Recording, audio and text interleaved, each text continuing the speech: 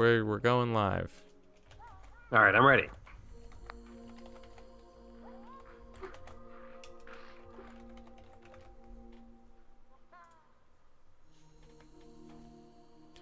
And we're live. What's that sound? Oh god, that's Twitch. Stop, Twitch, The no. threat will unite them. You will lead.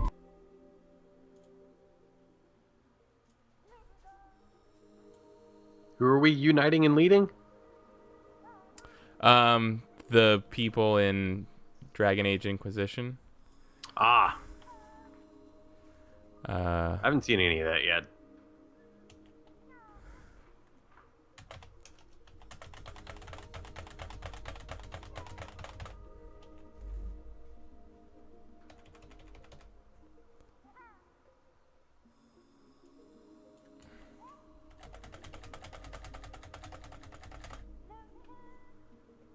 Everything all right over there? yeah, I always forget to set up the title on the Twitch page. Oh, word.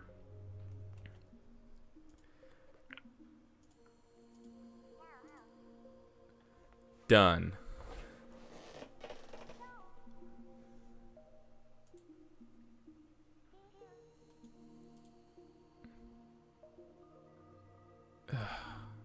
It's not going. It never goes. Why isn't it going? I don't understand. I hate Twitch. Yeah, it still says Keith in Sunset Overdrive for me. Twitch always logs me out. It's so infuriating. Yeah, I don't know why it does that. It does that to me too. I don't get it. I can't tell you how many times I've tried to set the title for a stream only to realize I couldn't do it because I wasn't logged in. Mm-hmm. All right, let's do it. Hey, Kyle. Hey. Oh, did you find a secret? Yes, the secret is Hyrule Warriors. Oh, for the Wii U. Exclusively for the Wii U. How many warriors are there in Hyrule? There's Thousands. Typically, you only hear about the one. Thousands and thousands and thousands. Yeah. Yeah, this time they decided to bring a whole army and not just Link. Probably, in retrospect, Sounds maybe an idea that they could have used several times. well. I'll by tell you now. what, Jordan. Sounds good on paper. It does. Okay, but in Yeah. practice, I feel like most of the warriors you're bringing in your army are ineffectual at best. Interesting. Let's go into a story mode here. So, Right. I don't know how much you know about this game. I know the basic gist that it's Oh, it's Dynasty It's Warriors, Dynasty Warriors. but with Zelda characters. yeah, exactly. Yeah. That's about the extent of what I know. I saw, I've seen video of it, but I haven't played it. Yeah, and there's really not much. Like, all the Zelda stuff is very superficial. It's really just Yeah. the look of the game, but that's fine because I hate the aesthetics of regular Dynasty Warriors games. Mm-hmm. I only like the offshoots that reskin it with things I find visually appealing, like Zelda and Gundam. Mm-hmm. So we got here a typical storyline. I'm at this section. Does this game have Gundams in it? Oh man, that would be the fucking best game. Dynasty Warriors Zelda Gundams. Zelda v Gundam? That would be Or Zelda great. Cross Gundam, sorry. Because the storyline of this game is their justification for allowing you to visit the locations of multiple Zelda games is that it opens a rift in time is opened and all these different places from other eras of Hyrule are all coming together. Oh yeah?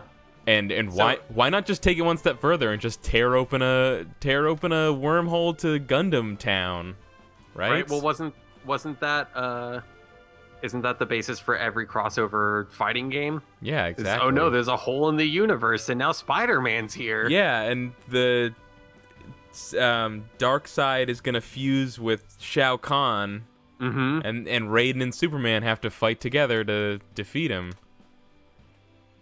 So I'm at this. I'm at It was rough. That game was good. What are you talking about? The story was left something to be desired. I'm at this part of the story where it branches into 3. It's kind of like an excuse to force you to use different characters. So on this branch here, it's Link, and then he meets up with Fi. And this middle branch here is a new character, Lana, who's insufferable. And she meets up with Midna from Twilight Princess, and this is Impa and Sheik. Sheik sounds like a pretty good bet. And then Darunia. Actually, Impa, I think, is the best character in the game, probably. And I'll do that in a second. But also, we have this adventure mode. Mm-hmm. Where it's a bunch of different challenges, basically. But it frames it in this sort of Zelda overworld thing to kind of give it more context. So you make your way across the map here, and if you see the little arrows, like a C and a lock, and I think maybe this one's a C.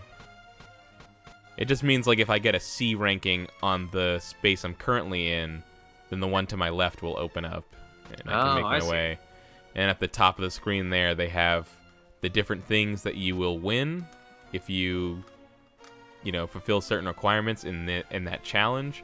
And so, you like, get a battle victory, you'll get an 8-bit bomb. I'll get a bomb, and then I can go onto one of these other screens, and there might be a cave that I can open up with my bomb, like in Zelda. And then the cave will represent, like, some different reward that I'll get on that other square. So if I went here and used the bomb to open a cave, then maybe I might get a heart piece if I got an A rank with Link or something. Interesting. Yeah. This is the mode that seems like you could really drop, like, just tons and tons of hours into if you really got into it. Is it the same kind of is it like the same missions as the story mode but just broke up, or is it like different, like, unique challenges? It's some are pretty standard where it'll just be like win the battle and you just have to do Dynasty Warriors, and sometimes there'll be more interesting stuff like defeat 10 of a certain enemy, or sometimes the one that I've seen twice is like this instant kill thing where you have to kill like 10 officers, but everyone's attacks are instant kills, or like their attacks are like almost instant kills. They take like 80% of your health or something, so you have to like be really careful. Interesting. That's that kind of stuff. So it reminds me sort of what was that mode in Soul Calibur 2? Like Weapon Master mode or whatever it was? Yeah, there was like a map or something. Yeah, there was like a huge crazy dungeon map that you went through, and like it was still fights, but all the fights had these crazy conditions put on them, and that was how you unlocked all the different like weapons, all the different special weapons and items and stuff. So does anything carry over between those two modes? It all carries over. So any progress that you do with your characters on either one carries over to the other one, which is really cool. That is cool. Yeah. Impa looks like a badass. Impa is super badass. So in the bottom right here, it's saying that lightning is recommended for this one. So it says I should pick Sheik, but I don't really want to. We'll go with Impa, and we'll see how it turns out. Happens. You're pro. You can handle it. Yeah, you know what? I am pretty pro. Holy crap. 150 attack places? Oh, I'm getting a phone call.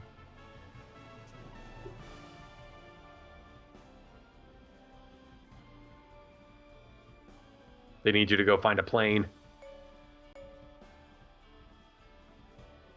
Chat, how y'all doing?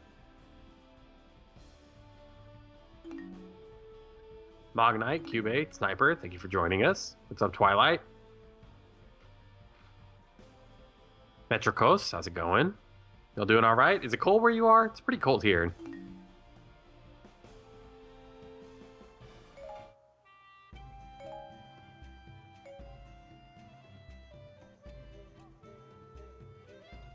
Yes, I agree, Sniper Wolf. Anime witch indeed.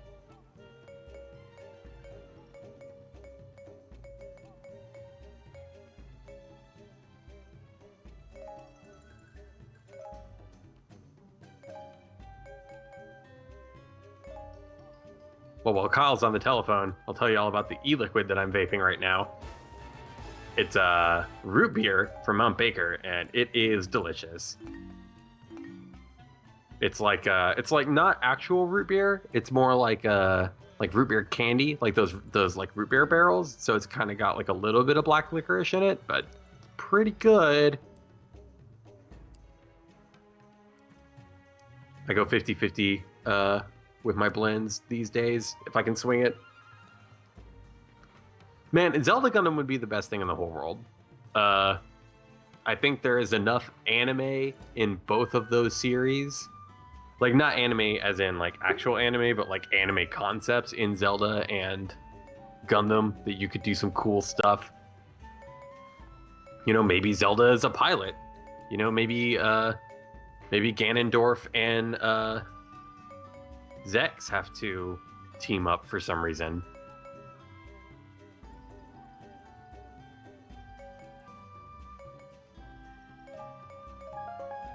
What if Duo Maxwell has always been friends with the Deku Tree and we just didn't know?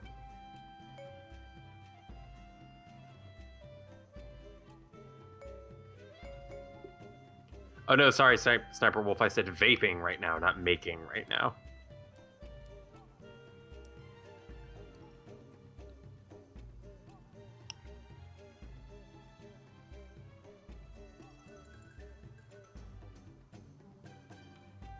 I also recently switched from a Kanger Aerotank Mega to the Aspire Nautilus, and I'm pretty happy with the Aspire.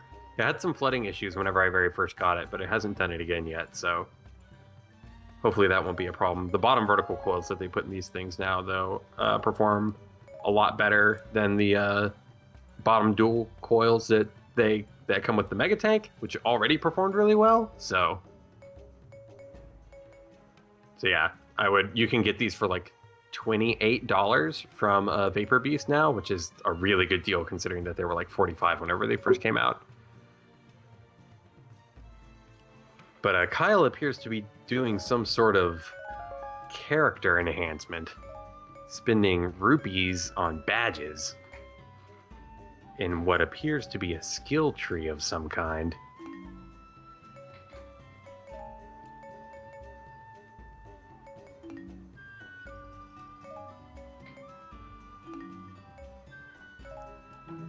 Looks like he's got 3 different badges that he can level up and augment with these different polyhedrons that he's unlocking. He needs a rock for that one, but he's got 35, so that's all right. Ah, good. Combos.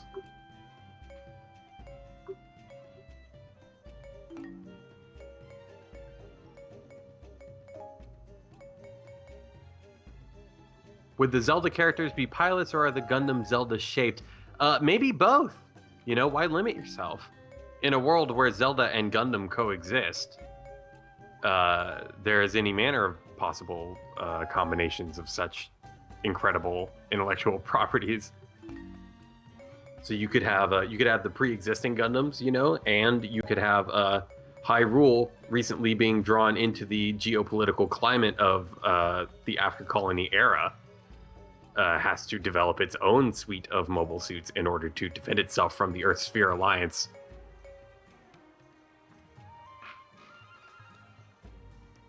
You know, perhaps Hyrule is where Gundanium alloy comes from in the first place.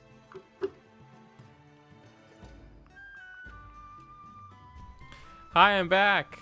Hey, Kyle. Hey, sorry. No worries. Me and the chat were just talking about Zelda Gundam some more. Oh yeah? Yeah. Tell me about Zelda Gundam. Well, Dirty Monkey wanted to ask whether or not it would be Zelda characters as pilots, or if the Gundams would be like shaped like Zelda characters. Well, and I said, why not both? Oh yeah. And then I outlined a world where Hyrule became embroiled in the After Colony conflict. At the fairy's request, Impa had fought her way to the summit of Death Mountain to rescue Princess Rudo. There, she subdued the Goron chieftain, Darunia, who had temporarily... Oh, subdued. I read that as a different word first. Freeing Princess Rudo, however, Impa was shocked to learn the reason for the conflict between the Zora and Goron people. The ancient water temple was teeming with monsters... Water temple. So does this have? Is there any puzzle solving in this game whatsoever? Oh no, there is. Like I mentioned, the connections to Zelda are almost wholly superficial.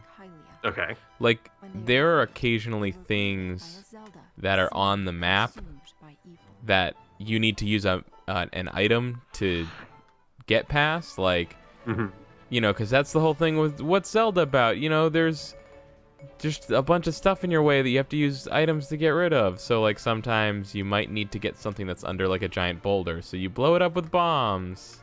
Or, you know, something to that effect, but it's... But you have unlimited items, right? Yes. So it's almost questionable as to why those kinds of things are even included, but I guess they did their best. It might just be, like, a nod to that mechanic rather than, like, actually implementing it. Pretty much.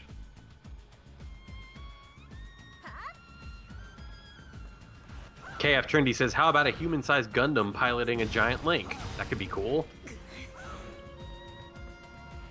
I think what you would probably find out is that either everyone in the Zelda universe is huge or everyone in the Gundam universe is tiny. And so the Zelda characters are actually just the same size as the Gundams. Yeah, so then it's like Macross. If you say so. That's in Macross and Robotech, that's why they built their humanoid robots, was because the aliens that they were fighting were like 18 times as big as they were. Okay. So talk to me about how Impa like handles. What's her deal? What kind of a fighter is she? What kind of? She seems pretty Devil May Cry. It's all the combos in Dynasty Warriors essentially work out like this. You have your light attack button and your strong attack button, and every combo is just the light attack button over and over again, and then the heavy attack button once at the end. So every combo goes like this. I can do like YX to do this, YX, or I can do YYYX, and that does that thing, and then YYX. That was cool. Yeah, that's basically why I like Impa's, because I really like her crazy water. It just feels effective to me. I don't know if it might not be. I don't know. It might be all in my head, really, but she... Well, that's what counts, right? I just like it, yeah. It's like, this thing feels cool. I enjoy doing it. Yeah. I should probably pay attention to what I need to do here. So, you know, if anyone doesn't know how Dynasty Warriors works, there's all these tons and tons of guys around here, but you pretty much ignore all the little guys, and only these bigger guys are of importance. Right, the generals or whatever? Technically, normally, these are the only people that would even have health bars. I actually turn on an option to put health bars on everybody. But they're the only people I can lock on to. Who's John? John Button. Oh my goodness. Special celebrity guest John Button. He moved away. I already don't remember him. Alright. People only exist in Massachusetts. That's right. Yeah, so it's like the characters, ostensibly, they have combos, but really it's like every character has 4 moves, and you just use those moves by doing a different number of light attacks followed by the heavy attack. It's a weird system. And so as you level up your character, and you'll unlock more combos and stuff. So I can check the combos here. Oh, I have a further one that I haven't looked at yet. So structurally, it is basically Dynasty Warriors in that you go to where the flashing blip is on the mini-map and then kill a thing. More or less, yeah. Let's see. 1, 2... Oh. What? Oh! That was cool. That was pretty cool.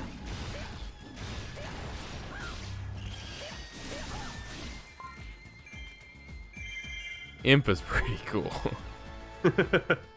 And she's new for this game, right? No. Impa's been in tons of Zelda games. Oh, really? Yeah, she's like Princess Zelda's bodyguard. Oh. I had no idea. My knowledge of Zelda lore is fairly limited, to be honest. I'm a huge Zelda fan. I played I've got like 14 hours into Wind Waker, and that's the furthest I've gotten in any Zelda game. Really? Yeah. Oh man. I mean, I liked Wind Waker though. Yeah, Wind Waker's great. How do you feel about Majora's Mask? That seems like the most divisive, like the one that people have the most disparate opinions about. That's actually the one that I played most recently. Yeah. And I would be lying if I didn't say that it's probably my least favorite of the 3D Zelda games. Because I think it has a lot of interesting ideas, but I just think ultimately, like, most of its issues are like the dungeons, I believe, are too confusing. I'm even now struggling to remember what was kind of wrong about that game. I think a lot of it is just they had a lot of interesting ideas that didn't give you enough guidance. There's like the 3-day system where it repeats over and over again. You get like a journal to keep track of all the people in town that you've helped with their problems, and usually anytime you help somebody, you'll get like a new mask for your collection. If you collect all the masks, you get like Link's super awesome form to beat the bosses with. And it's really interesting because there's like 30 people, and they all have like different things you have to do for them. Like you have to, it'll mark down in your book like where they're gonna be at a certain time, like throughout the 3-day cycle. So you might know, like, oh, I have to go find this person at the end of day 2 because there's something I can do for them or something like that. But it just doesn't give you enough guidance. So I was trying to do it all on my own, but at some point I just gave up because it was too hard. That sounds like in a way that sounds really stressful. It's not like as stressful. Constantly under a time constraint. It's not as stressful as it sounds, because at any time you can just reset back to the beginning of the 3 days, and the 3 days are like 90 minutes. Like it's not like, it's not a huge commitment. Yeah, no, it's not like Dead Rising, I think was the other one. That one had like a serious. It was kind of like Majora's Mask, but more intense because it took a long time and you couldn't ever restart. Well, I mean, technically, if you started a new game, that would reset you to the beginning, but there wasn't time travel in Dead Rising. But there should have been, probably. Yeah, I mean, maybe that's where they're going with Dead Rising 4, if that ever exists. Yeah, so when you go inside these areas called keeps on the map, on the right-hand side, below the mini-map, there'll be essentially like a health bar for the keep, and I just move it down by killing all the regular enemies, and then the keep boss will come out. And then I just kill the keep boss. But the keep boss is like barely even stronger than a regular enemy, so you can just kind of mow him down. Not to be confused with the Keith boss. Or the cake boss. I am Keith's boss. Oh, okay.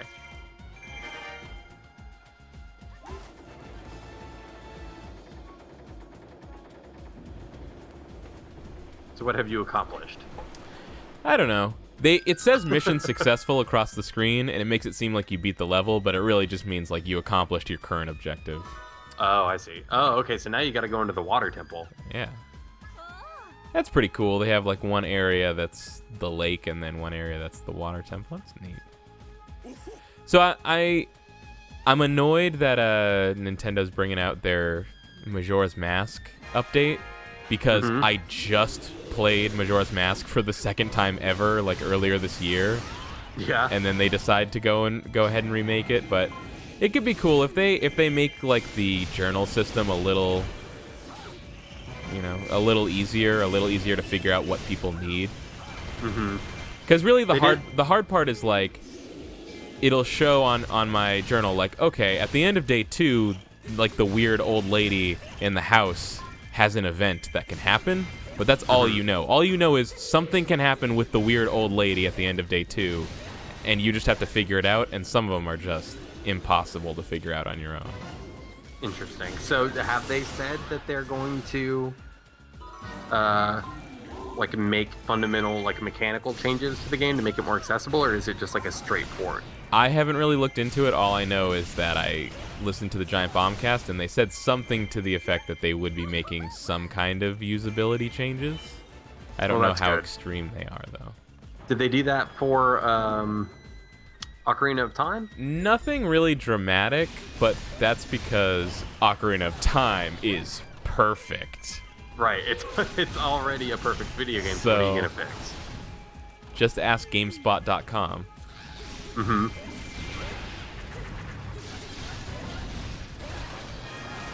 Yeah, I'm trying to think. I don't think there was anything really significant. Everyone complains about the water temple being really, really bad, so I think they might have made some changes to the layout of the water dungeon, the water temple. I don't really know what they were because I never got that far in the game. But also, Evac has been playing through the 3DS version, so I'll ask her if anything is different. Oh, okay. Because I think she just either just did the water temple or just did the fire temple. I'm not sure. Oh, why am I wasting my time? Like, these games are not really always a good match for doing a stream or a let's play. Yeah. Because I tend to kind of zone out and just start doing things for no reason anytime I'm recording something. And in a Dynasty Warriors game, you can just zone out and kill things forever. Right. Is there Z targeting? Is that what I'm seeing? Yeah. Technically, it's L targeting. L targeting? Yeah. But it's basically the same thing. Mm-hmm. It's only for like the actually significant enemies. It won't lock onto any of the stupid enemies. That's good.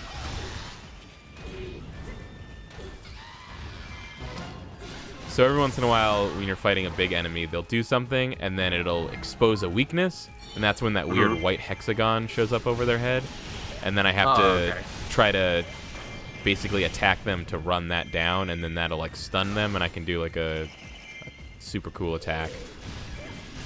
A cool attack for cool guys? Cool attack for cool guys, exactly. Is there any character customization, or just like the skill stuff that you unlock? Yeah, there's no like character personalization, but there is kind of like a tech tree. So when I kill these bigger enemies, they will occasionally drop like materials. And then every character has like a skill tree, but it's all pretty much the same for each character. Like everyone has the same number of squares on their tech tree that upgrade their combos, and like one that makes potions heal better, and one that makes it so that you can use 2 potions per level instead of just one. And you know, it's kind of like the same for every character, but each character's versions of those things require different materials. You know, so you have to collect different things from different enemies to level up certain characters. And it just said right there, material acquired. Yeah, exactly. But are there like different costumes that you can unlock, or is it like... Ooh, I have to get the gold Skulltula. Oh, man. Oh, shit.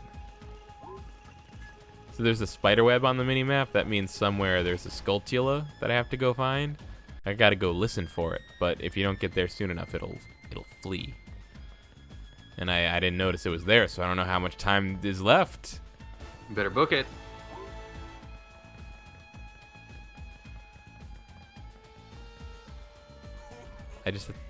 Oh.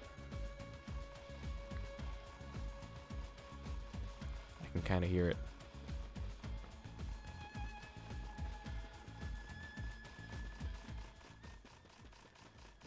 Oh, what item gets away with this stuff? Okay, yes! Here we go. Ah. So that's kind of like a Zelda thing. So that's another thing, you know, small little Zelda tidbits, searching for gold Skulltulas. Mm-hmm. I like that you have infinite run fast. Yeah, that's cool. It just happens after you run. That was kind of annoying about Dynasty Warriors Gundam, is you had like a dash gauge that would run out after a while. So you would be trying to run across the map all the time. You'd have to stop halfway through to let it refill. Well, because you've only got so many Minovsky particles that you can spend before you have to let them build back up. Is that a fucking Gundam thing? The Minovsky reactor is what powers most Gundams. It doesn't use the particles for boost, though. I love that you know that. That's like Universal Century Gundam, though. I don't know what powers his stuff in the like alternate timelines, like Gundam Wing. Okay. Well, what do you think would would Austin Walker could explain it. Wait, Gundam Wing is not an alternate timeline. It's just a different totally point on the timeline, I thought. Oh, well, yeah, technically, like, if you consider Turn A Gundam to be canon, they all exist in the same timeline, just like... Well, if you consider Dynasty Warriors Gundam to be canon, they all exist together. And I do. Exactly. Yeah, there is no better source for canonical Gundam information than Dynasty Warriors Gundam. Yeah. I like Dynasty Warriors Gundam a lot because I don't really care about Gundam all that much, but I do think all the Gundams look super cool, and that's all that's really in there, so... Yeah, it's the perfect distillation of, like, the cool robot parts of Gundam and none of the, like, socio-economic political intrigue stuff.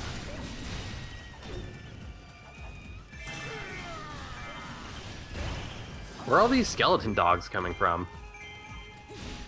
Just, wherever. They spawn in, Just around? Wait, open all the floodgates. I should probably go to a place on the map. Don't let that captain flee. He already did.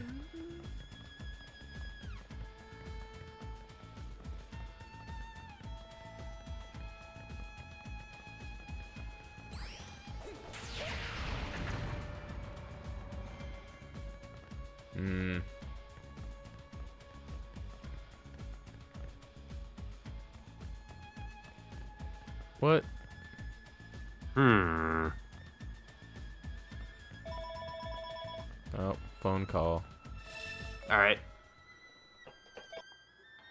Chat, what are y'all up to? How's it going?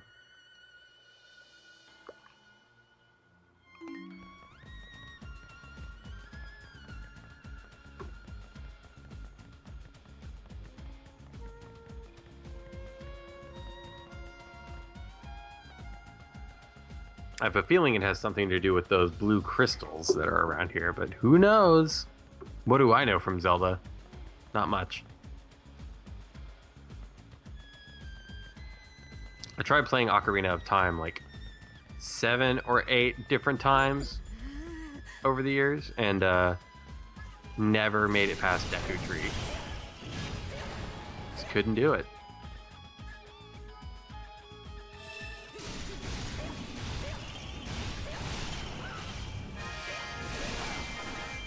Cleaning dishes? How are you listening to us and cleaning dishes at the same time? Unless you brought a laptop into the kitchen, in which case, be careful. That was cool. That was a cool move.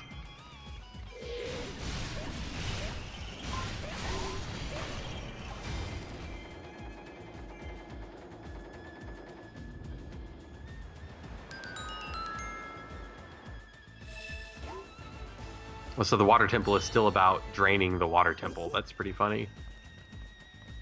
You better go help Sheik, though, Kyle.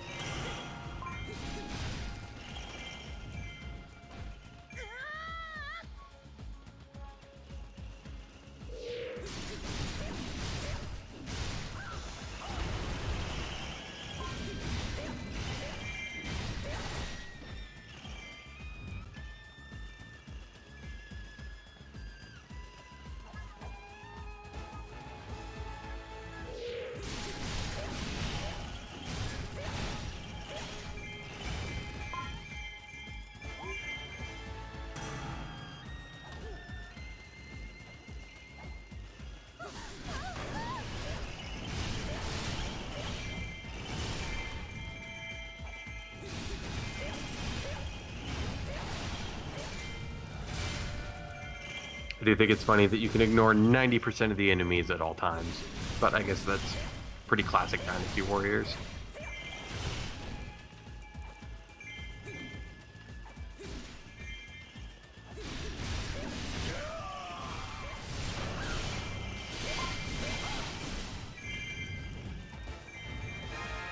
wonder if that's a bonus thing to like help your other captains, or if it matters.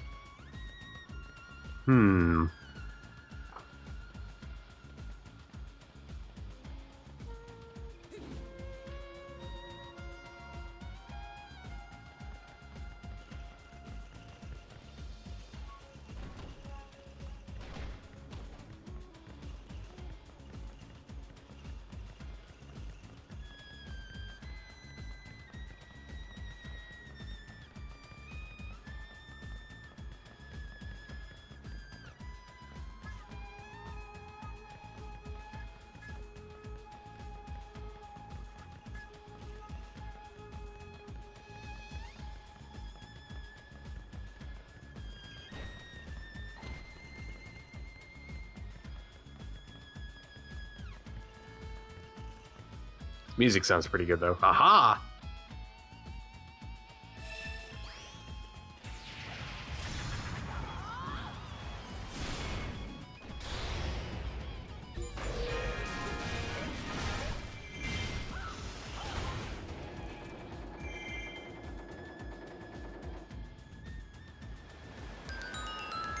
Thank goodness those 4.5 inches of water are gone. Now we can get through there.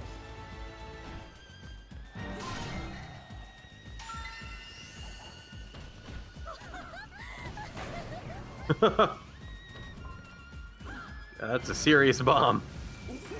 Goodness gracious.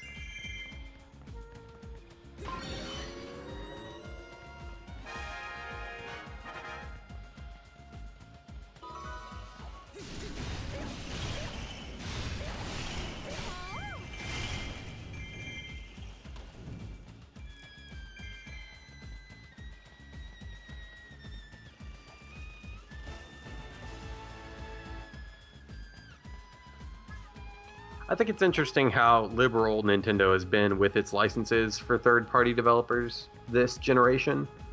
That was something that Nintendo was really bullish with for a long time, especially mostly considering the snafus that happened, you know, with like the educational software and the CDI and all that stuff in the 90s. And so, oh, were we talking about educational software for the CDI?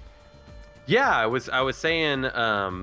I was saying how interesting I think it is that Nintendo is being like considered to how they've been in the past, much more liberal with their licenses for a little bit, third party, like giving their licenses to third-party developers for the Wii U, because they had been, you know, really bullish on that for a long time.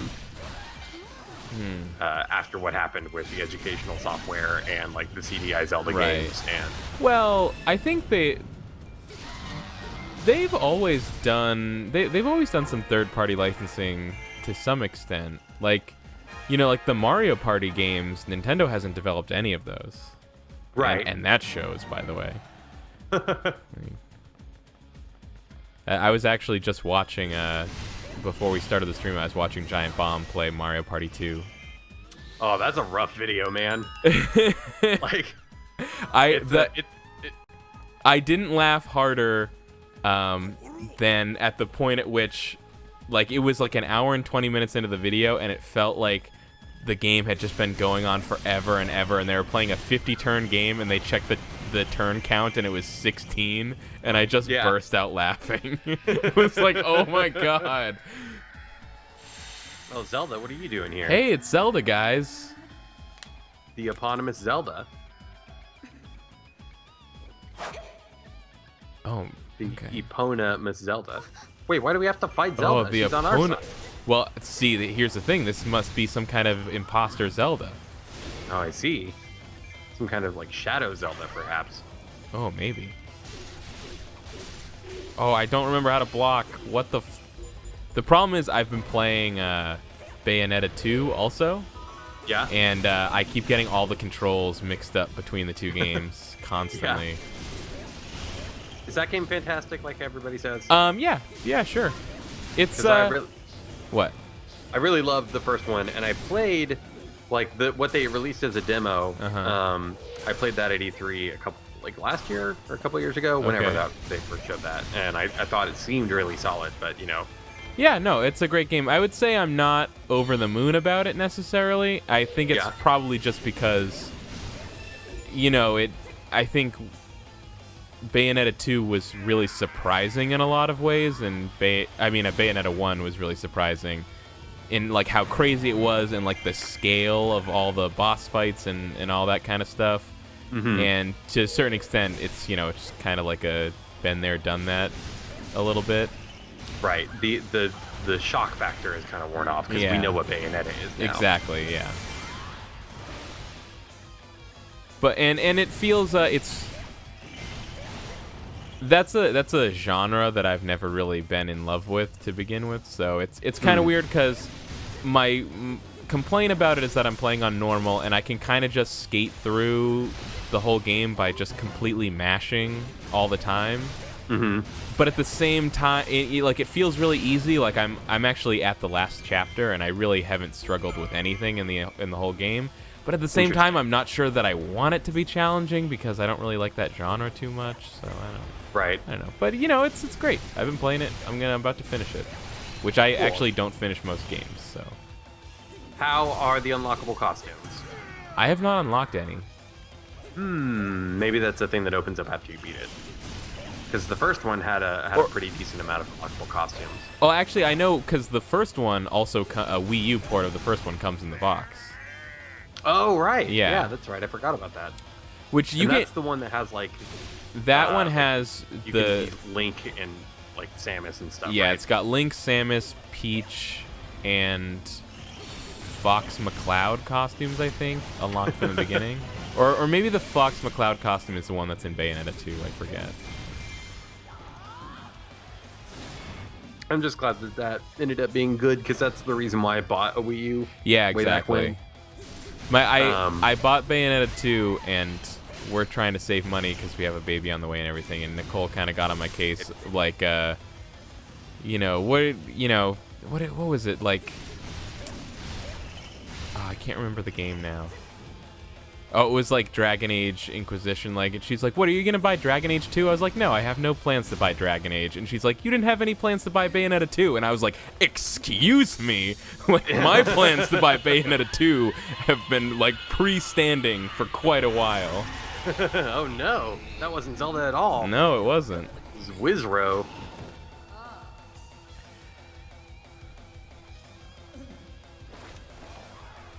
Here's the reveal. Because you cannot be Zelda, because I am Zelda! Da, da, da, da, da, da. I have to say that was such a lame thing in the story that Princess Zelda disappears and you're ostensibly looking for her, but then like after one mission, Sheik shows up and joins your party and you're like, well, I fucking played the game before. I know that Sheik is just Zelda in disguise, so now I'm like looking for a person that I know is not missing.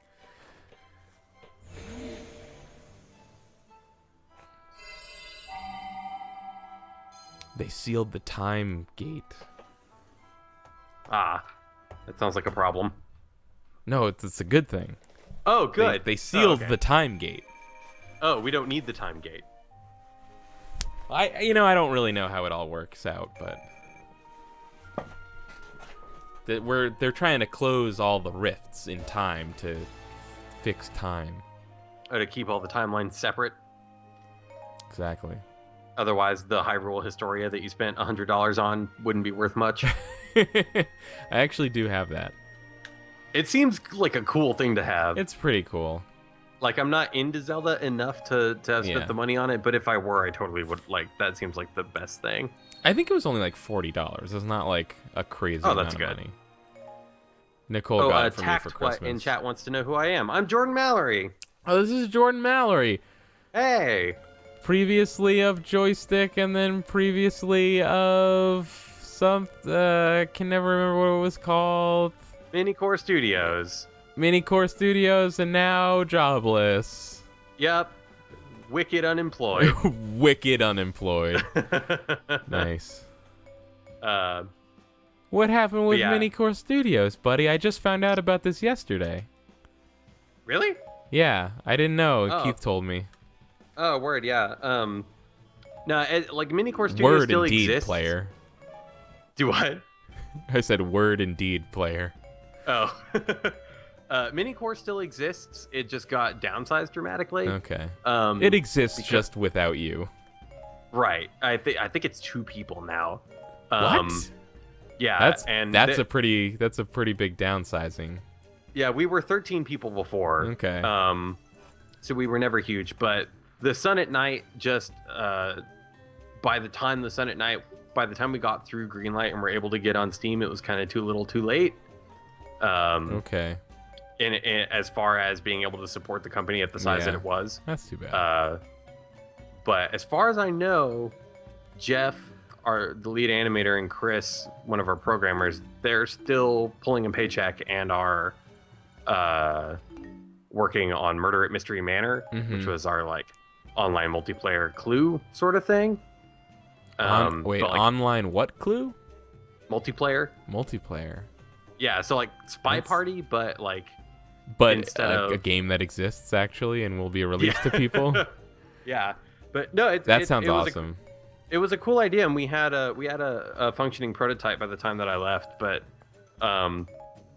it was basically like you were in there was a pre-game phase where like all the party guests were there, and like the 8 players are the 8 party guests, and you have a randomly selected class, which could be like private investigator or psychic or like safari adventurer, and all these different things. And that sounds pretty cool. It was set like pre-war and had this really nice aesthetic to it. But anyway, Minicore had to downsize, so basically everybody got laid off except for those 2 guys, so they could keep working on it. Like even the CEO, John, my boss, like he's off doing different stuff and like is still technically the CEO, and the company still exists, but like he's not pulling a paycheck. Right. Man, game development is rough. It is, and like I knew that, we all kind of knew that was a danger going into it, just because they knew the risks. Yeah. It's just the indie world, that's just how it is. You know what you got to do? Have you thought about this? Why don't you just go work for EA, buddy? EA? Yeah, why don't you just be a producer for EA? That's a good idea. I don't know why I hadn't thought about that. Everybody loves EA, right? Uh-huh. Yeah, I've been do what? I just said video games. Video games. Video games, yeah. Huh? Mm-hmm. What a concept. I think they might catch on. Here is a nifty feature of the game that I did not discover for too long.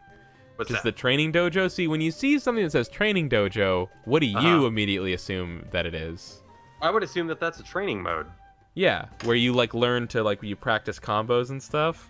But actually, it's a place where you can pay rupees to level up your characters to match the level of your highest leveled character. Oh, which is cool. Very useful. That is extremely useful. This useful. person's level 1. If I wanted to, I could, You could pump them up. I could juice them. They could get totally swole. Mad swole. Well, I guess they don't really need to. I'll do it anyway. Venora in chat says that finding out Sheik is Zelda is like watching Sailor Moon Crystal and being surprised that Sailor Moon is Princess Serenity. It's like, yep, it's exactly what it is.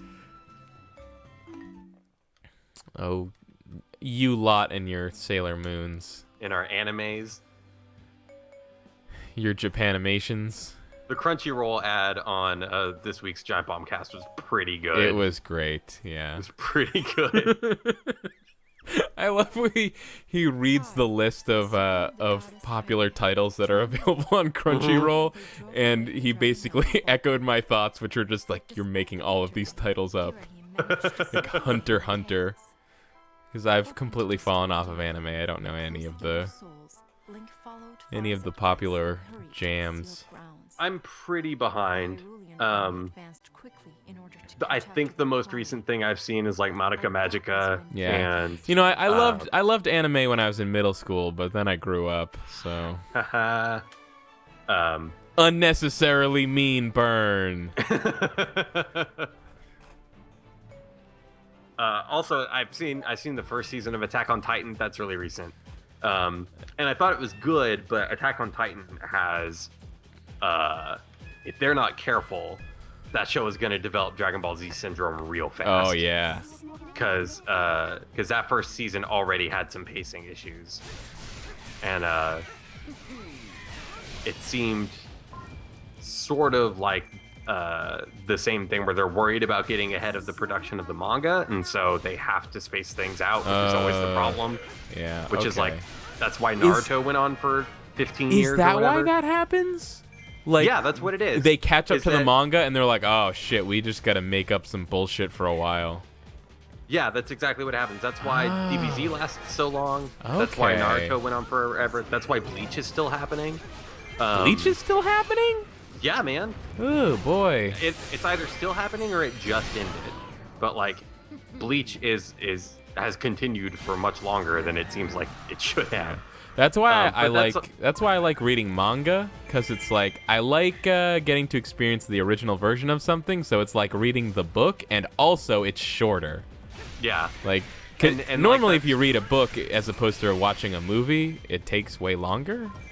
But manga is like the best of both worlds. It's shorter and it's the real thing. Yeah. But yeah, like that's why in DBZ there's that whole side story where Bulma and Gohan go to that planet that they think is Namek, but it isn't. Wait, what? Yeah. That happened? Yeah, totally.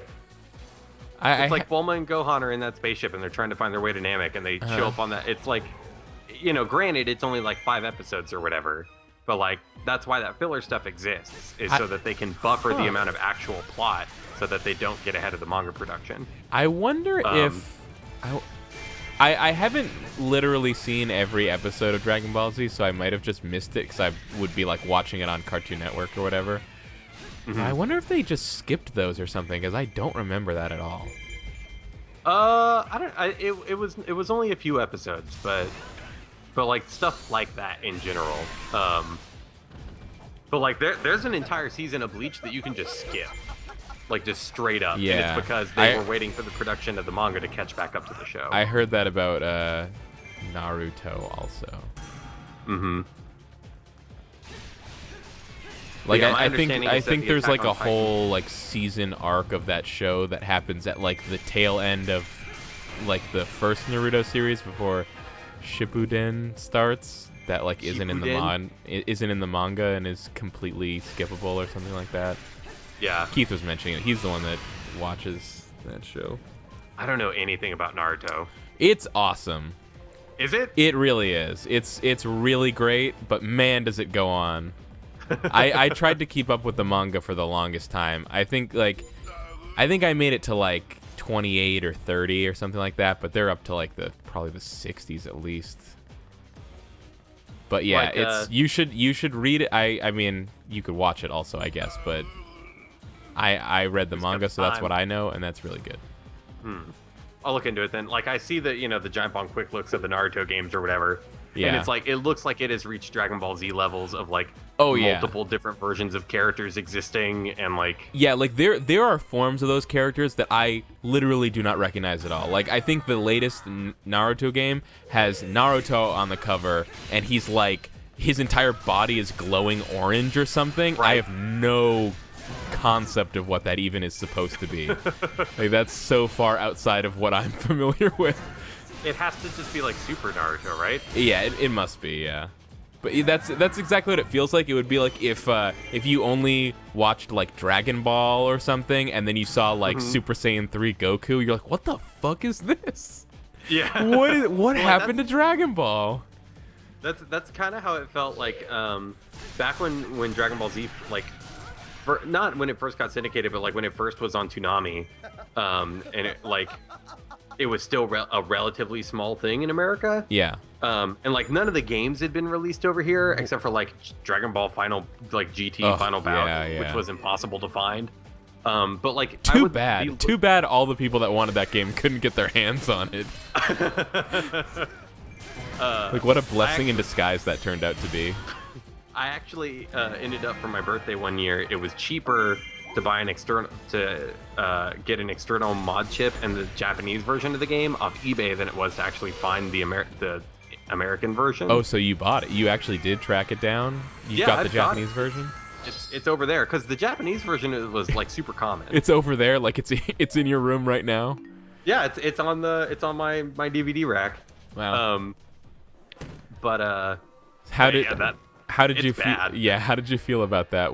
Did you kind of try to convince yourself that you liked it, or? I think that at the time it was more of a novelty rather than a game that I actually wanted to play. Okay. I just wanted this rare Dragon Ball Z game that people didn't have. Like basically the exact same reason someone would have it now. Yeah, exactly. Just when it was relevant. Yeah. But like, you know, like reading about Dragon Ball on the internet back then was crazy because Dragon Ball GT like didn't exist Oh here. yeah. And like most of it was untranslated, and like fan translations were hard to get and took forever to download because like BitTorrent didn't exist. Right. And like audio, like video encoding. Yeah, so you formats were enormous. You would just hear things like I remember hearing about like my friends would tell me that about like fusions, like no, the characters combine into like a new character. Like what? Yeah. The fuck? Or like you would see a picture of Super Saiyan 4 Goku, yep, and your brain would just fold in on itself because like there's no how could he's purple and his hair is black. There's 4 levels of Super Saiyan? I didn't like we at that point we hadn't even seen a regular Super Saiyan yet. It seemed inconceivable. It was crazy. But yeah, that stuff was nuts. And like you'd be reading fan sites and like trying to piece together like what was actual information versus what was some shit that this guy had made up on his GeoCities page, and like trying to like determine whether or you not haven't something watched was Dragon actual Ball art, AF fan yet? art. You haven't seen Super AF? Saiyan. You haven't seen Super Saiyan 5 Goku and Dragon Ball AF? Oh no, I haven't peeped that yet. Oh, okay. But the latest DBZ movie that came out like last year or the year before. Yeah, they're still coming out, right? They're still making them. boy. It has a form higher than Super Saiyan 4. No. Yes. What does it look like? It looks like regular Goku from back in the old days, but he's just like got a red aura around him. What? Yeah, it's That like was the best you could do, guys? It's like he's you remember Kaioken? Yeah. You remember like Kaioken times 4 or however strong he needed to make it? It kind of looks like that. Kaioken times 20. Times 20, yeah. If you really need to. Now I have to go look this up. Can I just call it, is it like Super Saiyan 5? I'm just going to Super Saiyan 5. Well, I think it's like War of Z or something. Because the problem is... He like fights the Egyptian god Anubis. Like that's the... Or at least it's an alien that really looks like the Egyptian god Anubis. All right, so you can see on my screen the images here. Yeah. The thing I was talking about Super Saiyan 5 Goku and Dragon Ball AF is this weird gray hair character. I don't know where this came from, but this image has been around for years and years, and people would say that it was Super Saiyan 5 from Dragon Ball AF. I think there's actually a Dragon Ball AF logo at the bottom of this one here. I've never heard that before. So what is the... Let me, I'll find it. Okay. List of Dragon Ball movies. It's almost hilarious how disappointing almost everything about Dragon Ball GT is. Like to the point where they introduced like another... Yeah, I know. They introduced another level of Super Saiyan, and it just looks all weird, and it's dumb as hell. Mm-hmm. Well, it's like, and they ran out, like the timeline ran out, and so they had to make Goku a baby again, or whatever. It seemed like at the beginning the attempt was to try to make it like original Dragon Ball again, like, oh, he's a kid again, and also he's... You know, instead of traveling the world, he's traveling the universe. Right. And I guess no one liked that, or something. They didn't even air those episodes in America. Nope. I mean, they tried. Like, it got localized, but it just was not popular. You can buy it on a DVD called, like, Dragon Ball GT The Lost Episodes or something. I haven't even seen GT, really. Like, I've just read synopses and stuff of what happens, like, before it ever came out, and then... no one liked it enough to actually watch when it was really around.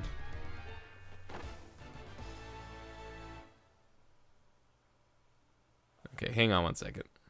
Okay.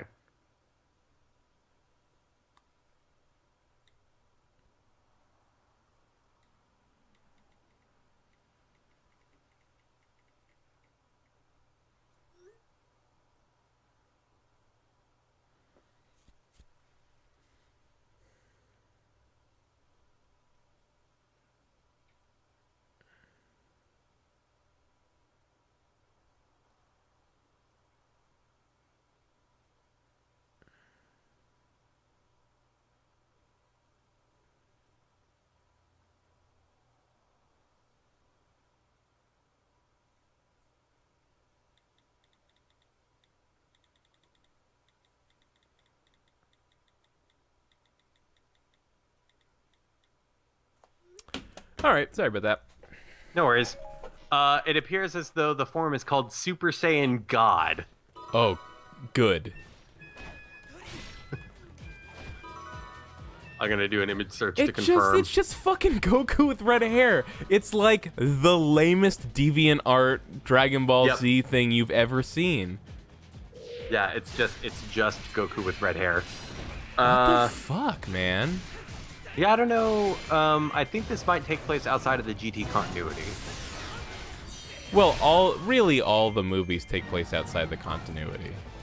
Right. Like, you know, like that goes with like pretty much every anime series. Like the movies never really fit into the show itself.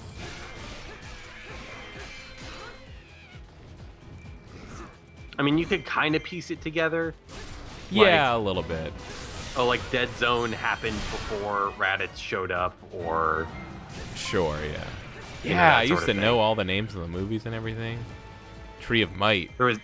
Yeah, Tree of Might was good. Yeah, Tree of Might fucking, holds up, probably. Fucking Tree of Might, dude.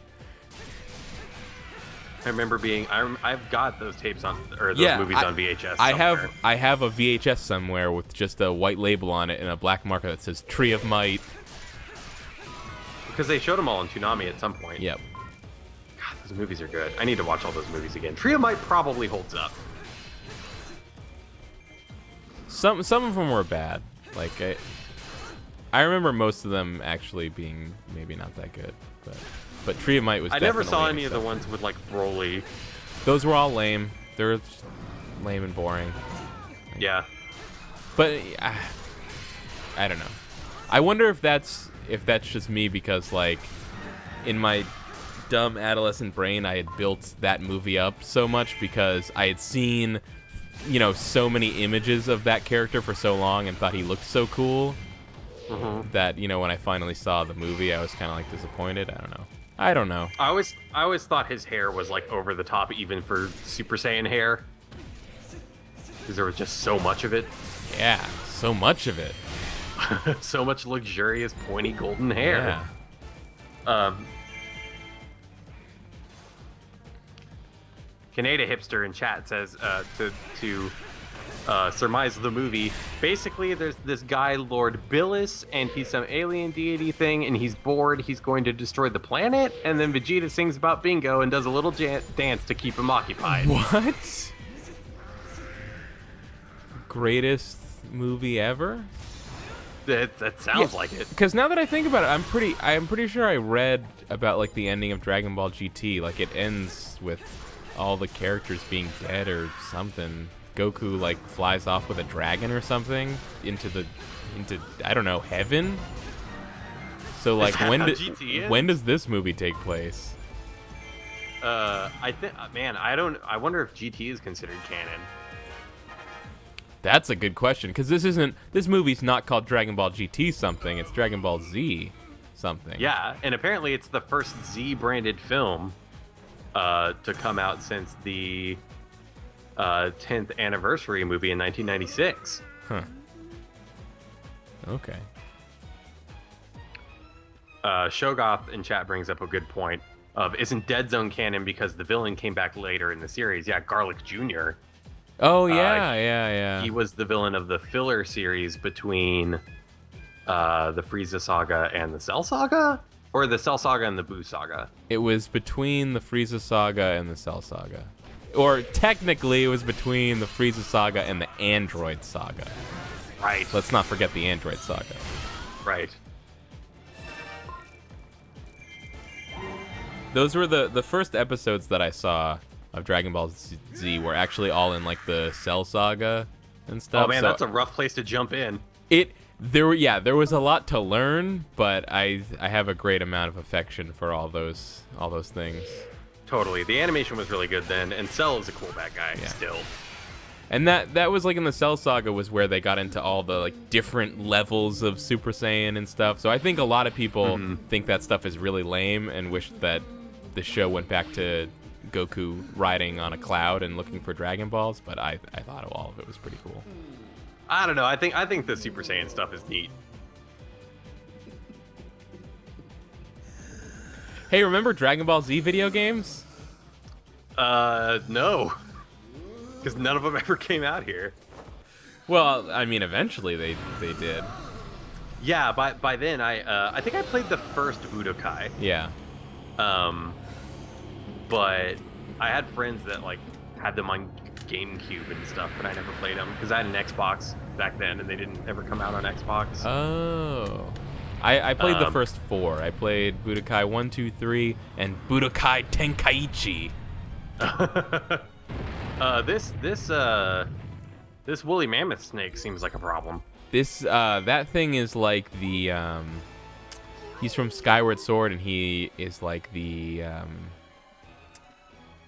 he's like the progenitor of all evil in the world. So like that giant weird thing eventually like becomes Ganon or something. Oh, interesting. I think that's how it goes. Man, where does Skyward Sword fit in the timeline? It's the very first one. It's the first. It's original. Original? Yeah, like OG. It is like as far back as you can go. Yeah. For Zelda. Yeah. Which, as like a big Zelda fan, I had so many problems with the story of the game. It felt like they had so many missed opportunities. Oh, it's got feet. It's a big.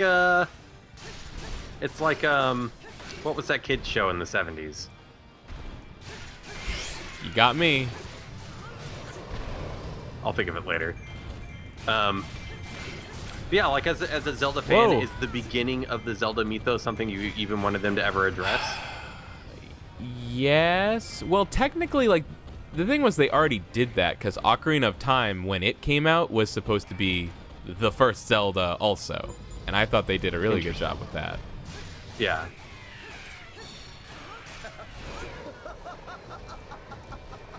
Did I do something wrong? Because I didn't hurt that person, that guy at all.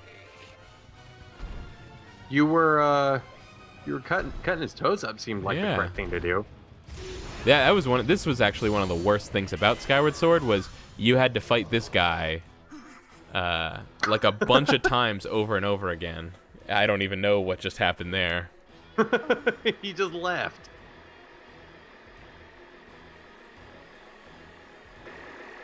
Oh, okay. You need to use the Gruesinator. Oh man, that's pretty funny. Get Groosed, son. That's pretty funny. That was the thing about the Skyward Sword story was like you were Link and then your friend was Zelda and you probably had a little crush on her or something. I don't know how kids do these days with their magic swords. But there was also a bully named Groose who was like a big burly guy with red hair. And he was mean to you. What a jerk. And then at some point he became like your friend, like he had an emotional turnabout. And I thought for sure that it was going to be something where like that guy would sacrifice himself and like take the evil spirit inside of him to make it go away. And then like and then that would turn him evil and he would be like the first Ganondorf because like Ganondorf is like a big guy with red hair and Groose was a big guy with red hair and Groose even begins with G like Ganondorf does. But just doesn't happen. Like kind of nothing happens. Like that's really weird. It's like so they tell you that like this evil spirit is essentially what becomes Ganondorf, but like you don't actually see it happen. Like this big guy will just turn into a guy that looks a lot like Ganondorf, but more godlike, basically, and then you fight him at the end of the game, and he kind of goes away and was like, "I'll be back to do more evil things later," or something like that. It was that's really weird.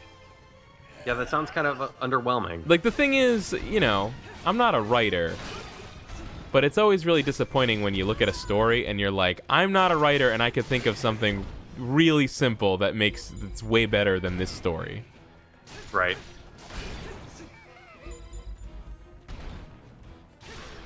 Uh-oh, I gotta leave this guy. I gotta go to my headquarters.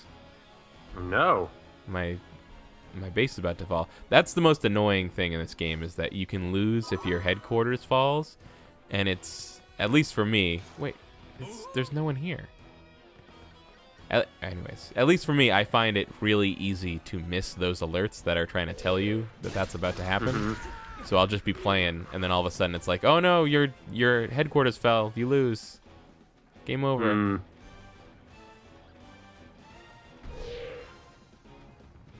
Because it doesn't change your mission objective or anything, right? It's just like an on-screen blip. Yeah. It's like, it's just like, hey, headquarter hey, problems. Hey. Yeah. HQ probs.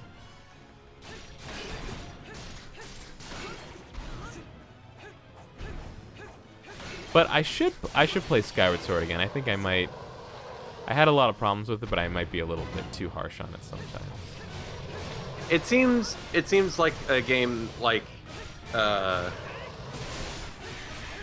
Majora's Mask, in that people either really like it or really don't. I think what really annoyed me about it is it felt kind of weird and empty. Like they were trying to tout it as it was like the 25th anniversary of Zelda, and they were trying to do this thing where they paid homage to all the different Zelda games by including all different kinds of stuff in there. Like in Wind Waker, you rode on a red boat around to lots of different islands. So in this game, you ride a red bird around to different floating islands in the sky, and there's all this different stuff, but none of the different things that they try to include are as good as, or even close to as good as they were in their original forms. And is the red bird the great ancestor of the red dragon boat spirit? No, it's not. That would have been cool. Oh, sorry. I like that boat though. Yeah, that boat's really cool. I mean, if you played more of that game, you would learn some things about that boat that are even cooler. Oh yeah? That boat's pretty cool. I'll just say that. Yeah, I need to finish that game. Did you play the Wii U version, or was this like a while ago on GameCube? No, I got the Wii U version, because when I bought my Wii U, I bought the Zelda edition. Oh, nice. Is that the one with it has like gold stuff on the gamepad? Yeah, it's black and it's got the like gold Hyrulean scrolling. That's pretty on neat. The gamepad. That's neat. Yeah, it's nice looking. Like even though like I'm not super duper into Zelda, it's just the prettiest Wii U that you could get. Yeah, pretty much. That, and it came with 2 games or whatever, because it was like, you get this, but then you can also get that thing looks ridiculous. Like, the thing is, I think like in Skyward Sword you usually only saw it from the ground, like near its feet. Mm-hmm. But yeah. Oh yeah, now I remember. There's like in Zelda 2, they introduced what was intended to be what the real legend of Zelda is, and it was that like every princess in the Hyrulean line was named Zelda after the original Zelda, who was a princess that was put into an eternal sleep, and she slept for 1,000 years, and then at the end of the game you wake her up. Mm-hmm. And then in Skyward Sword they tried to do that by, the Zelda in that game is ostensibly the first Zelda. So right. she gets put to sleep for 1,000 years, and it seems really dramatic, but the thing is that they put her to sleep for 1,000 years, 1,000 years in the past. Like, they take her into the past and then put her to sleep, and then you wake her up in the present. So they act like it's this really dramatic moment, but she was essentially gone for like a minute. It was the weirdest, dumbest thing. That game story has so many problems. Yeah, that sounds like a weird workaround for having to put 1,000 years into your video game.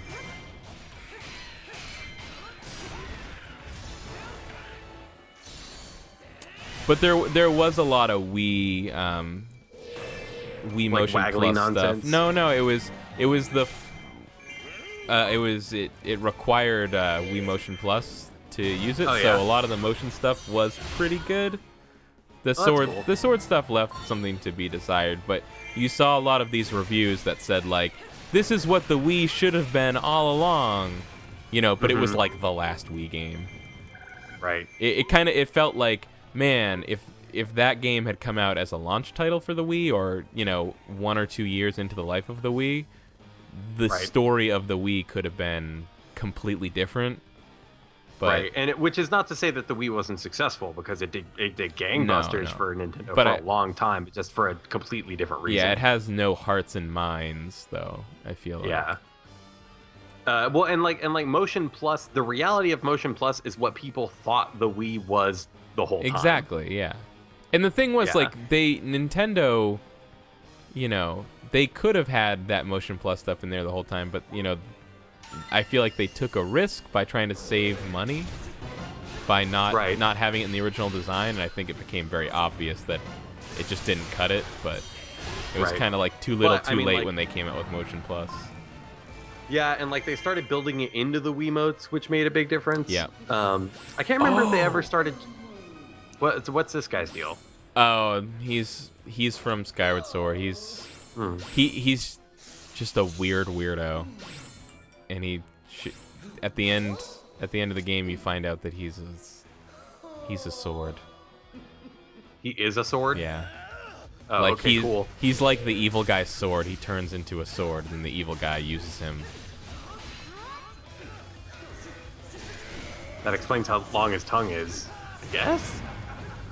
Yeah, man. Nah, this whole thing is reminding me about all the things from Skyward Sword. I'm getting mad. And fucking Phil Kohler gave that fucking game a 10. I can't even believe it. God damn it, Phil. What the hell?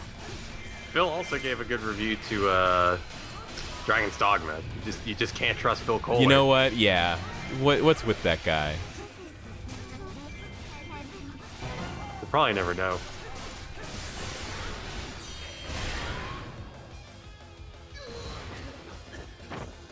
But Skyward Sword, I'll still replay it anyway because I like Zelda that much, and Yeah. I think it's the only console Zelda that I haven't played more than once. Who's this water lady? That's Fi. She's actually, in the same way that guy I fought is a sword, she is the Master Sword.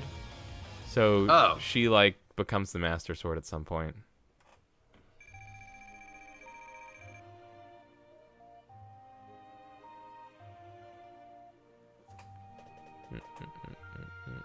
Is that Saria's song? I'm hearing in the background there? No, this is Zelda's Lullaby.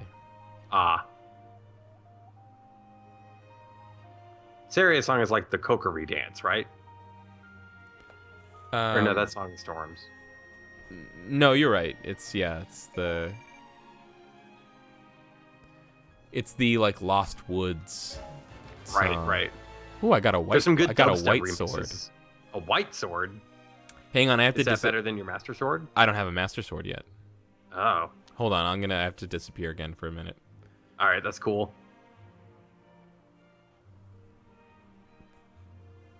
Walberson wants to know who's worse, Fi or Navi. I can't answer that question, but I liked Navi.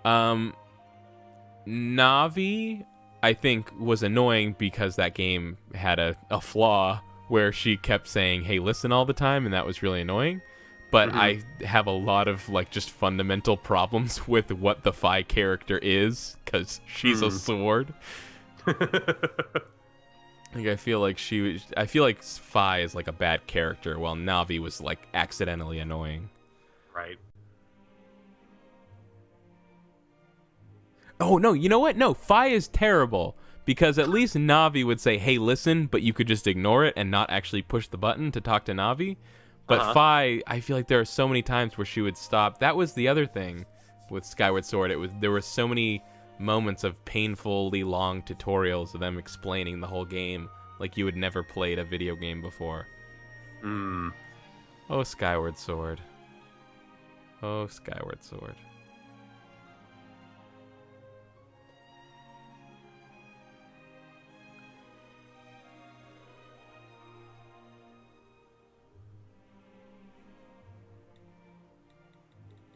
The World's Strongest. That was the other one.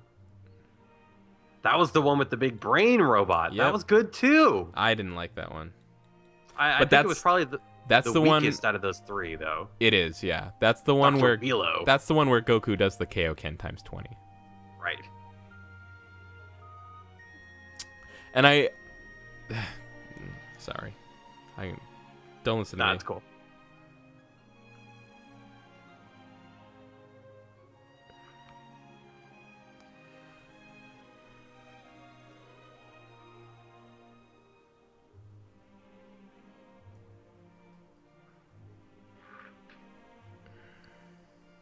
Okay.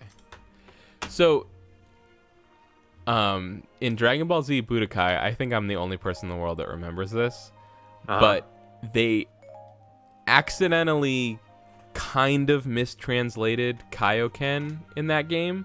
Yeah. Because in Japan, King Kai is Kaio or something, whatever. Instead of Kai, it's Kaio. And then Ken means fist, right? Mm-hmm. And so Kaioken means like King Kai fist or something, I guess, essentially. Right. And that's what they translated it to in Budokai. So the Kaioken is called King Kai fist. And I was so perplexed. I was like, what is this? Yeah, that doesn't make a whole lot of sense. That was a localization person that had not done their research. Look at this sword I just got. This sword's hecka dope. Cool. Oh, I have to discard a weapon. Okay. Yeah, that looks wicked rad. You could probably, I think you could probably get rid of a Night Sword if you had to. Yeah, if I had to, I could. Yeah.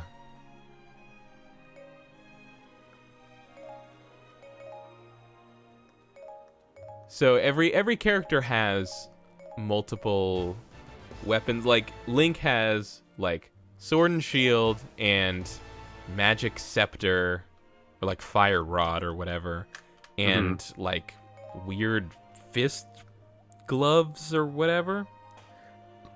And then so like you can get multiple different kinds of sword and shield, but they all, as far as I can tell, they all play exactly the same. They just look different and have different stats.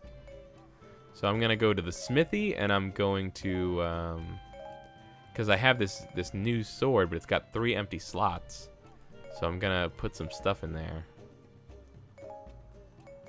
Because I would like, I guess strong attack plus sounds... Materials plus, please. So wait, you're putting a sword inside a different sword? I'm taking the materials plus modifier from the knight sword here on the right and putting it onto my white sword. Oh, I see. Like so. I didn't understand how the system worked at first. And when I first got this game, I accidentally destroyed a sword that I had gotten that had like unusually high attack power. Like I got really lucky, and like you start with a thing that has like 80 attack power, and I found one that had like 111, and I accidentally destroyed it, and then I was stuck with 88 for a while, and then got 96, and just now finally got one that was higher than that original one.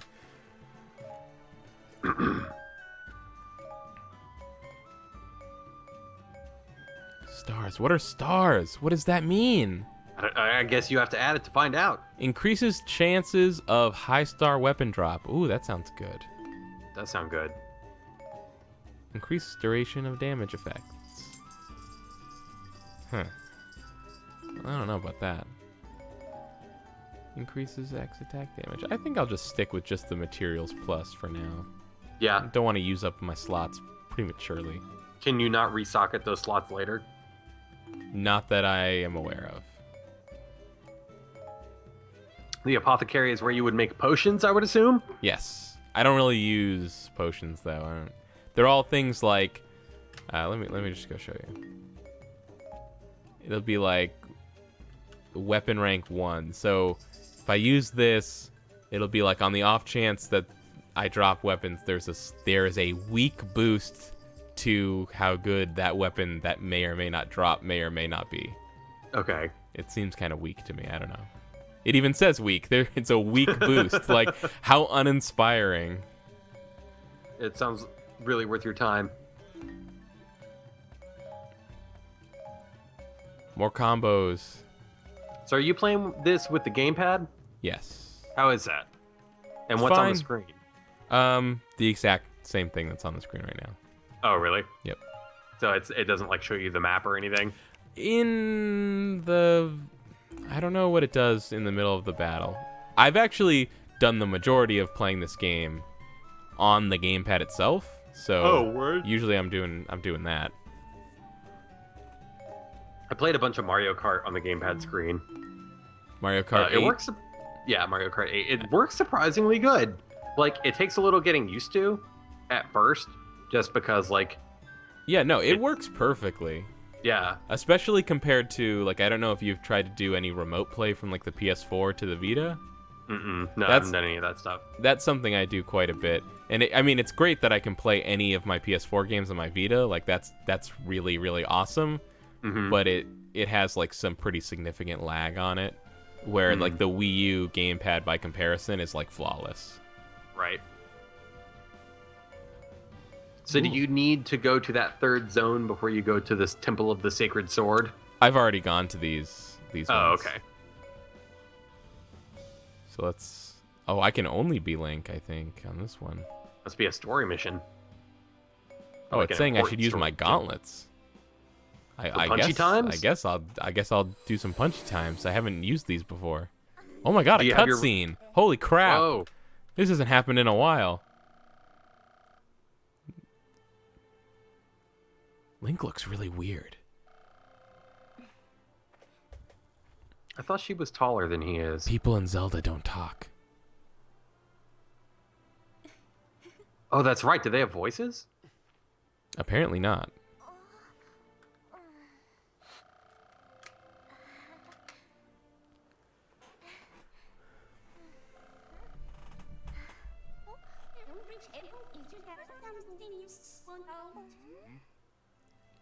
You got some splaining to do. Lana?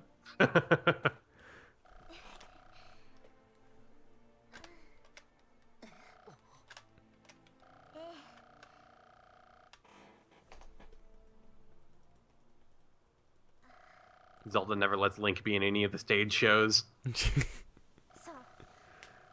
Yeah.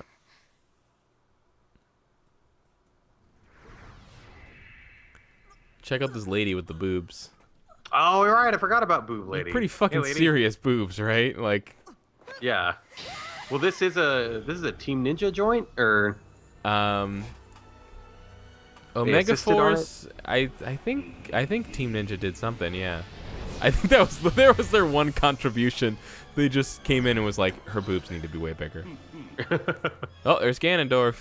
oh, hey, buddy. Hey, who could have known that the real threat in a Zelda game would be Ganondorf? Surprise!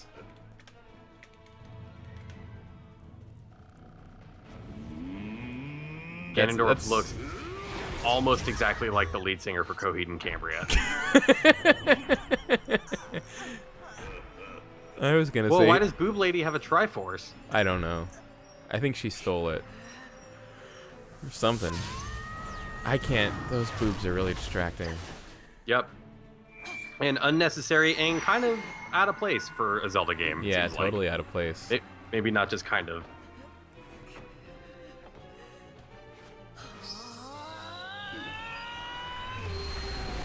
What?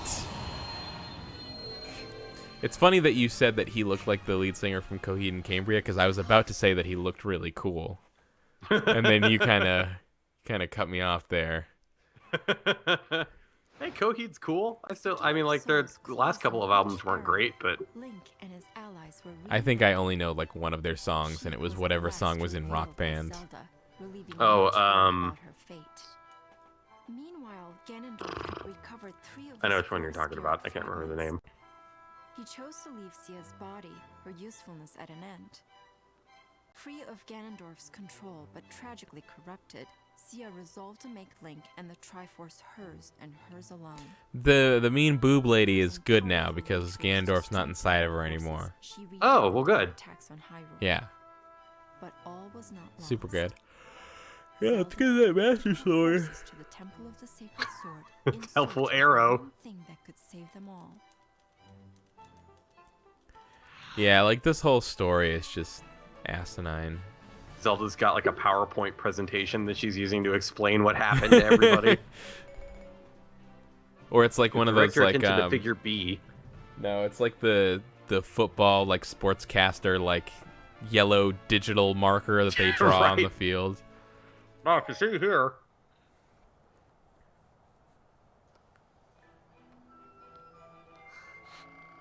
This lady doesn't look like she's from any Zelda game. She's not. But like she doesn't look like she fits in a Zelda game. No, I don't think she does. She looks like she fits in a fucking Dynasty Warriors game, which is Yeah, she super does. Or like a Tales of game. Like some kind of like high fantasy JRPG. Yeah, exactly. She looks like she would fit into one of the Final Fantasy 13 games. Oh, definitely, yeah.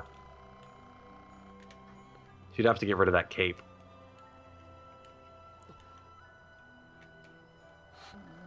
Most of these characters look pretty good. This is Yeah, I mean, like... This is actually, I think, the first time these characters have been depicted on a system this powerful. Everything has been on the Wii thus far. So yeah, so this is the first high-definition Link and Zelda. Yeah, pretty much. If you Or don't any of these count, characters, if you don't yes. count Wind Waker HD, which Sure, obviously yeah, is good point. silly.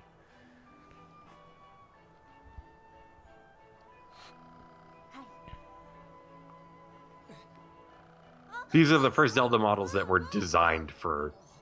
Yeah, exactly. I don't know why Link has a blue scarf in this game. It's just there for some reason. Naughty Dog helped develop this. Yeah, exactly. Like Team Ninja just came in and had that girl's boobs get big, and then Yep. Naughty Dog swooped in and was like, "That guy needs a scarf. Look at what I'm Yo, put a- holding. This is the most Dynasty Warriors thing ever. Oh, man. Oh my god! Holy what? shit! This thing's fucking rad. That was awesome. Oh, okay. So the idea is he's wearing the strength gloves that you get like super late in Ocarina of Time, where he word. can.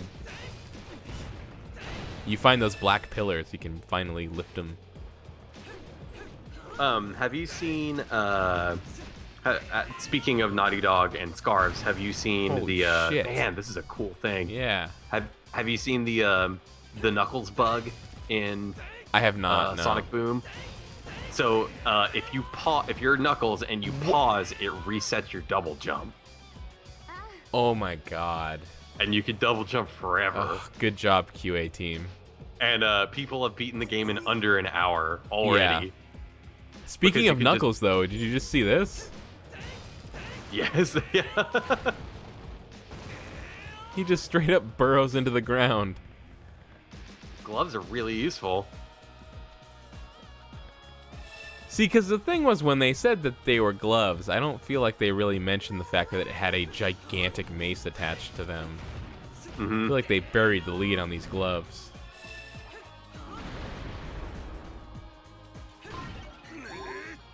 Whoa. Who the hell are these guys? What the fuck? These are the ghost soldiers. Everyone watch out. The disembodied spirits of the former residents of Hyrule, maybe?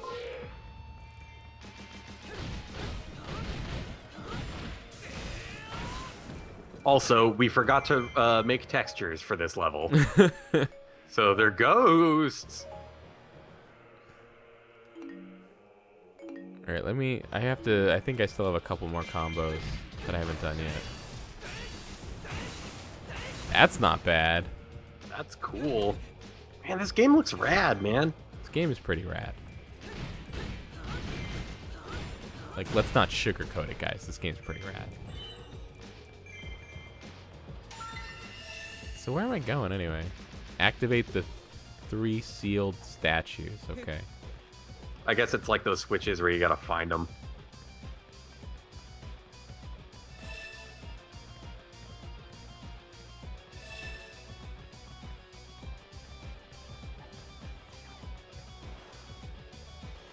Ah, there's one. Do you want a butterfly or a weird mask?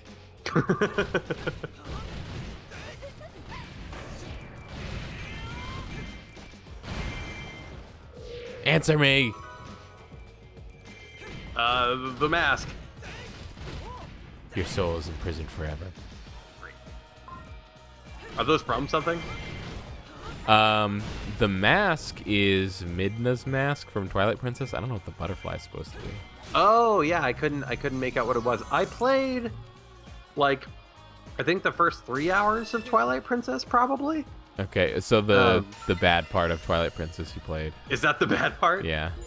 I remember being It's a wolf and not knowing where I was going. Yeah, it's really boring. I played the first like 2 hours of most Zelda games, but like I just couldn't ever get grabbed by any of them. And like even Wind Waker took a while for me to really get into.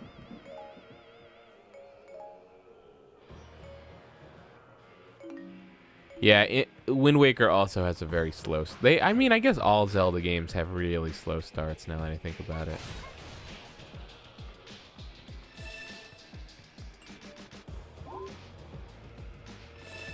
I'm not gonna go to Impa. She's probably fine. Yeah, she'll be all right. Jack says, "Well, they're ghosts. Ghosts need no immediate explanation." Yeah, that's probably true. How often do ghosts show up in Zelda on the reg? I mean, pretty routinely, but they don't usually look like this. They usually, look like, they're like weird spirits in raggedy clothing. Hmm.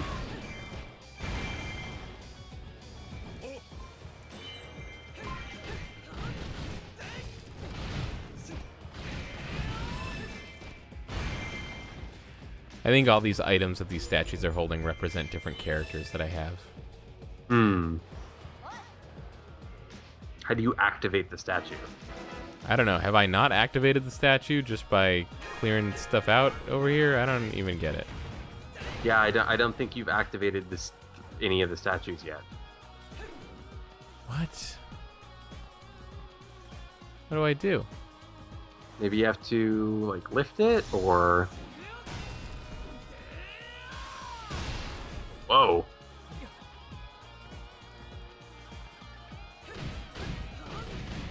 Yeah, because it still says 3 sealed statues. Boy. Okay.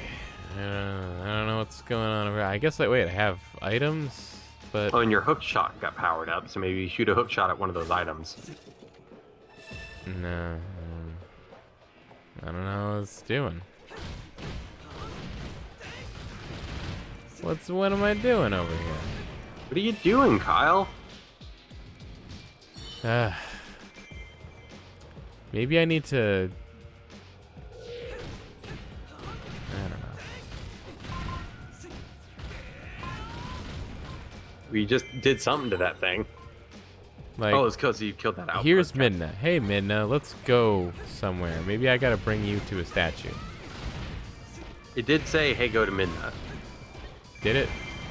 Yeah, there was a thing. Now I'm here.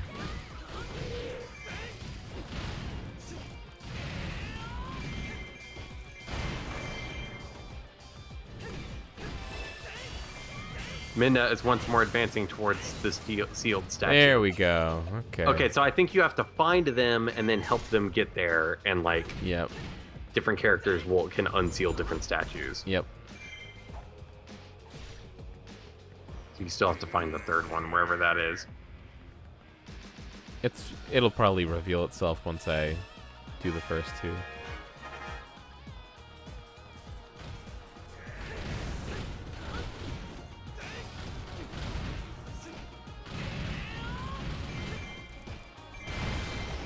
.450 KO.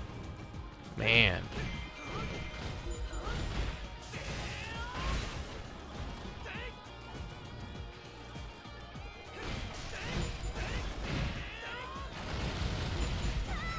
What the hell?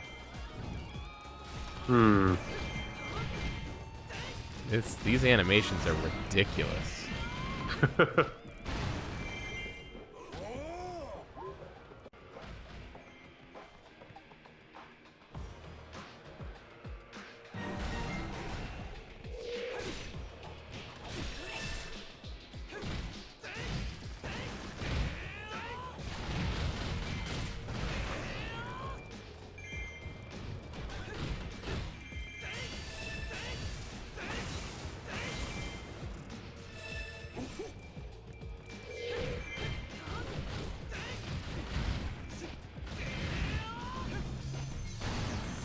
Oh, I already did get one, and there's the second one, right? Okay.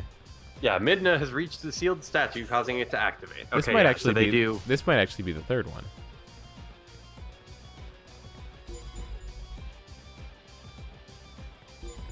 Oh, you gotta go protect Midna at the other statue. Or is this the one she's at? It's hard to tell. Central Keep's about to fall.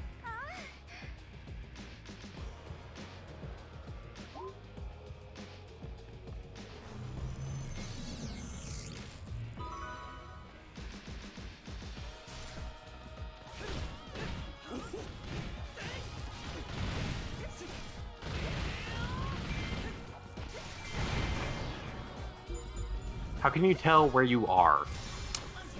On the map? We're just like I'm the green arrow. Like it says, right? But it says like the central keep is in danger, right? Like how do you know which part of the map is the central keep? The Central Keep was flashing on the map. Oh, okay.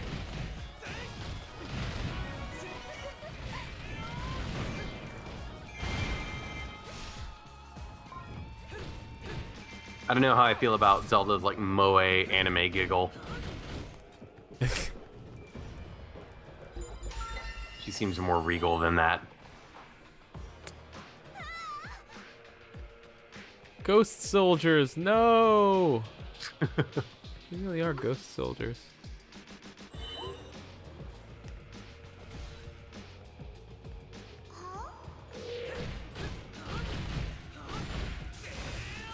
Proxy? Who's Proxy? Oh, Proxy is my Navi clone fairy who follows me, because Link can't talk. So Proxy does the talking. But Link is still in the portrait. What? Why do I have to defeat Lana? I just missed this. Oh, it's not Lana. Okay. Well, this makes sense. I guess. Link, take her out.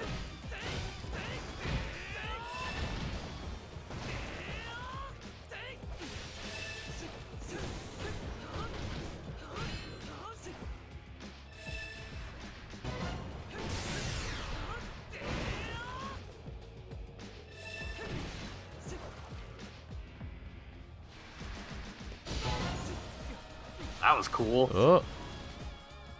Is she some kind of book wizard? Is that her deal? Yeah, she's a book wizard. She's exactly right. She's a book wizard.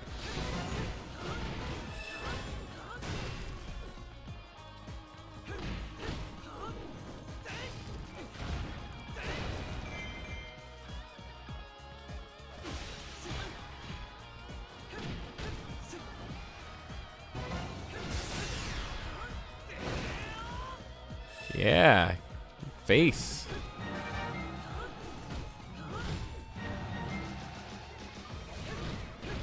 Good job, you freed the ghosts.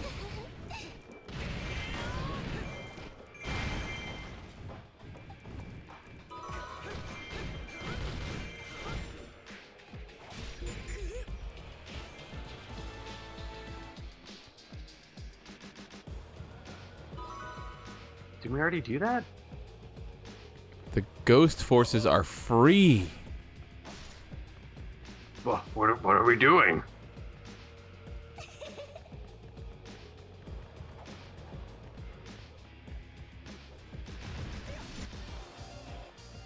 Oh, things are happening.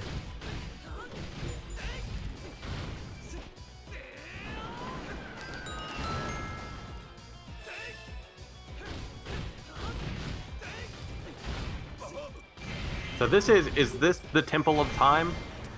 No, No, this is the Temple of the Sacred Sword. Right. Right? I guess. Yeah. Which game is this from then? I think this is its own time. Okay. This is the time of this game. I think it's like the way it works is in some of the like Ocarina of Time and the earlier ones, it's the Temple of Time, and then like in later games like A Link to the Past, the temple is kind of destroyed and it's overrun with a forest, and so the Master Sword is just like out in the forest. And this is, I don't know. I don't know. And then in Wind Waker, it's like, you know, buried under the ocean. Yes. You and your boat friend have to find your way down there.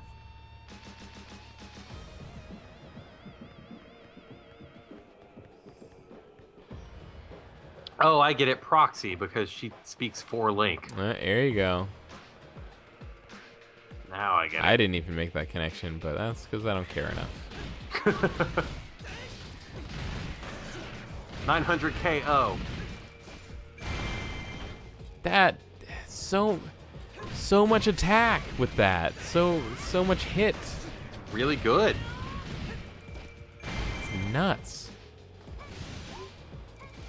Why would I play with anything else?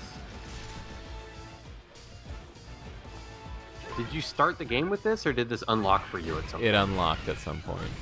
And was that because you found it somewhere, or was that like story based? I think it was story based. Hold on, I'm gonna pause for a minute. All right.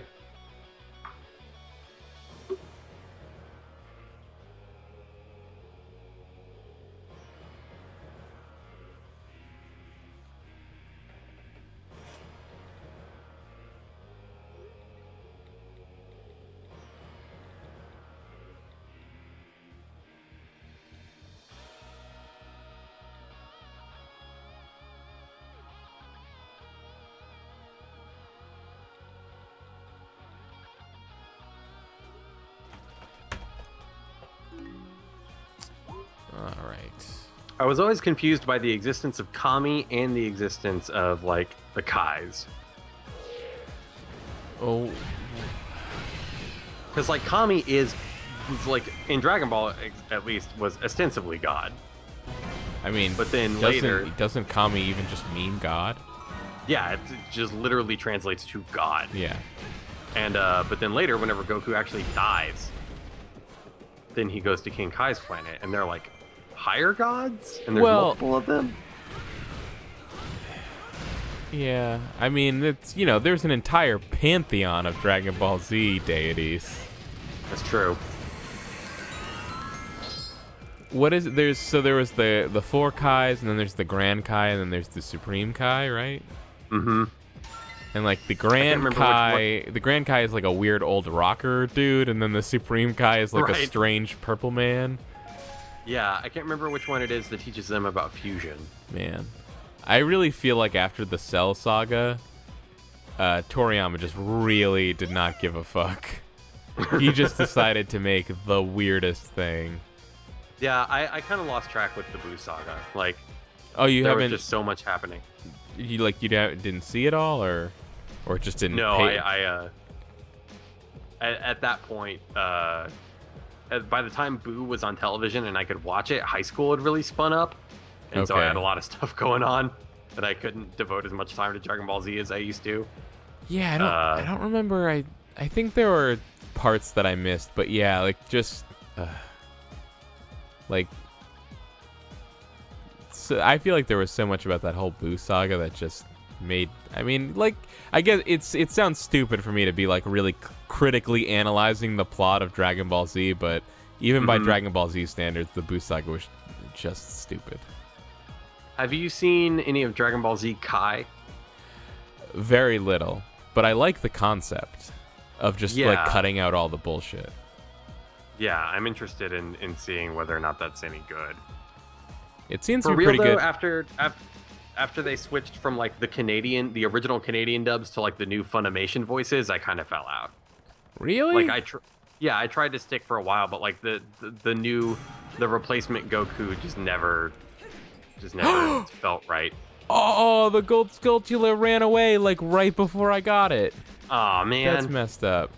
But dude, the Funimation stuff, that was only like I guess it actually was a lot of episodes before that happened, but well, it was like everything up until the fight between Goku and Frieza pretty much was the original dub, and then everything after that was the Funimation dub. Yeah. Maybe some of the fight with Goku and Frieza was in there too, but like no, it was actually before that. It was before. It was. I think it was up until right before Goku. I'm pretty sure it was right before Goku shows up on Namek. Yeah. Right.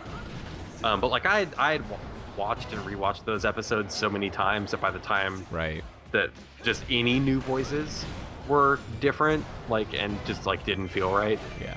And of course, I didn't even start watching the show until well after that point. So. Right. So the Funimation voices were what you came in with. Yeah. I mean, I had seen bits and pieces of like the Saiyan Saga here and there, and it all just came across to me as complete and total madness because I didn't have anyone explaining it to me. Like that was what got me into Dragon Ball Z. Was I met like a new kid moved to my town and became my best friend, and he would like just like entire recesses and in like 5th grade were spent like him explaining Dragon Ball Z to me. There was a lot to explain in that show. Yeah. But the guy that plays the guy that does the voice for Piccolo now, he's the same voice of Giroro on Sergeant Frog. The fuck is Sergeant Frog?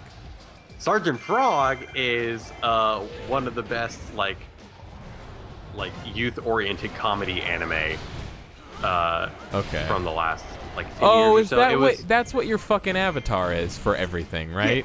Yeah, that's where like my frog avatar and like a bunch of stuff. Okay. Like my old Twitter background.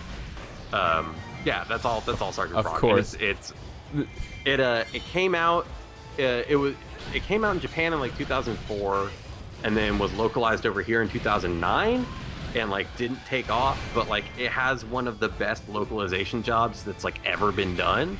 Huh. They did an incredible job with it because the Japanese humor or the Japanese version of the show relies like entirely on super referential, like high level Japanese culture, like pop culture references.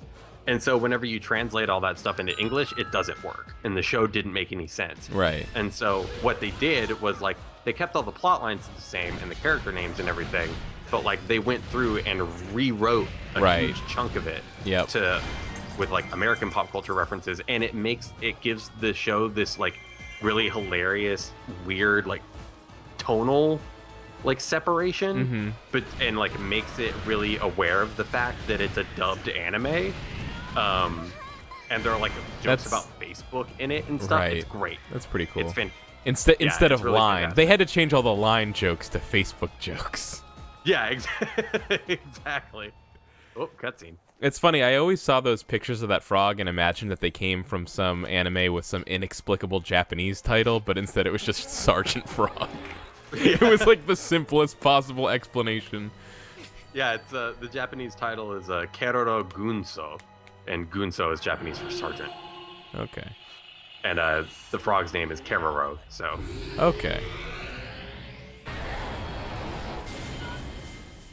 Fuck your shit, I got this sword. Yeah. The Sword of Evil's Bane. More polygons in that sword than ever before. Have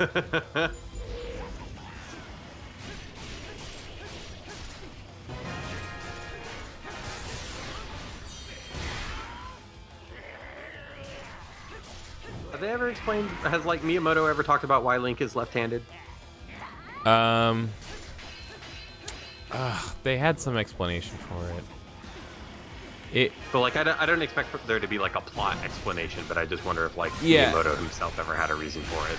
God, what was it? It was some like mechanical explanation for like the way like the sprites worked on the NES or something, but I'm gonna look it up. I'm trying to remember what it was. Or was it that maybe there never was a reason? Because I think the thing is, in the NES version, I think it might have been he looked right or left-handed depending on which way the character was facing or something like that. Yeah, because they would mirror the sprite instead of animating it twice. Right.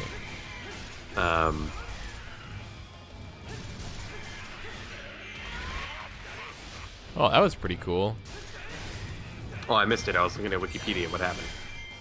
I think it was this. He did like a charge and then a That's cool. bash. Okay, I gotta run all the way back now.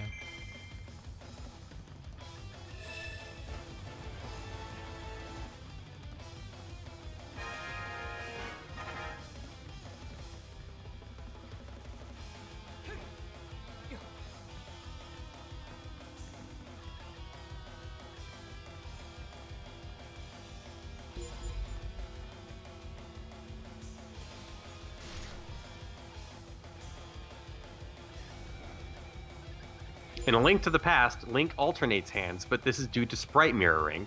The reason for this is explained in the official Nintendo Player's Guide as a Hylian superstition that requires the shield to always face Death Mountain to protect oneself from evil powers originating within the mountain. That's funny. And since Death Mountain is in the north, yeah, that's good. That's good. I Why like that. would That's you pretty need clever. to explain that away in the manual? Like, just leave it. Who cares? Yeah, no one was paying that much attention back then.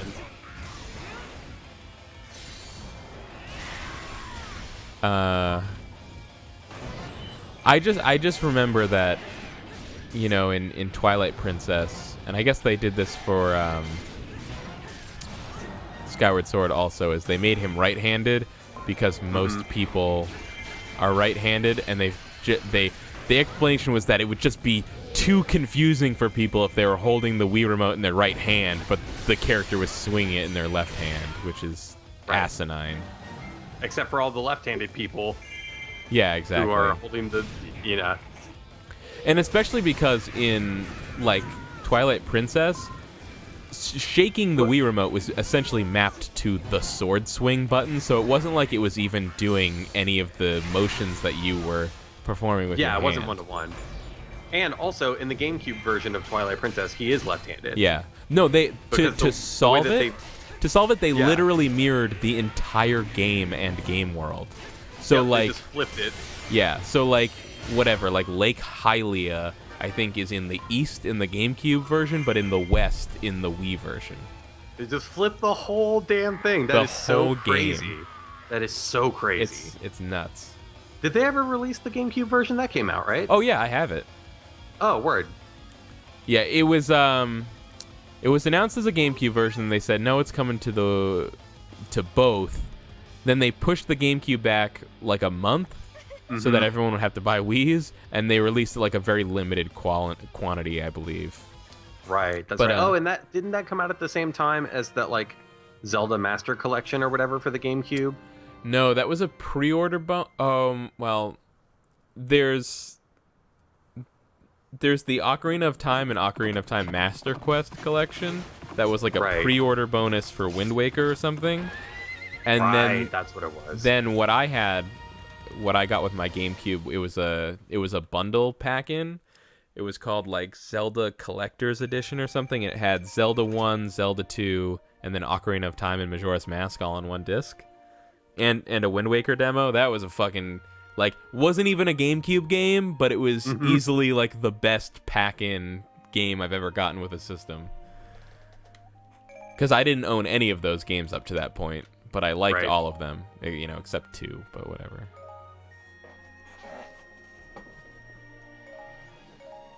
Silver.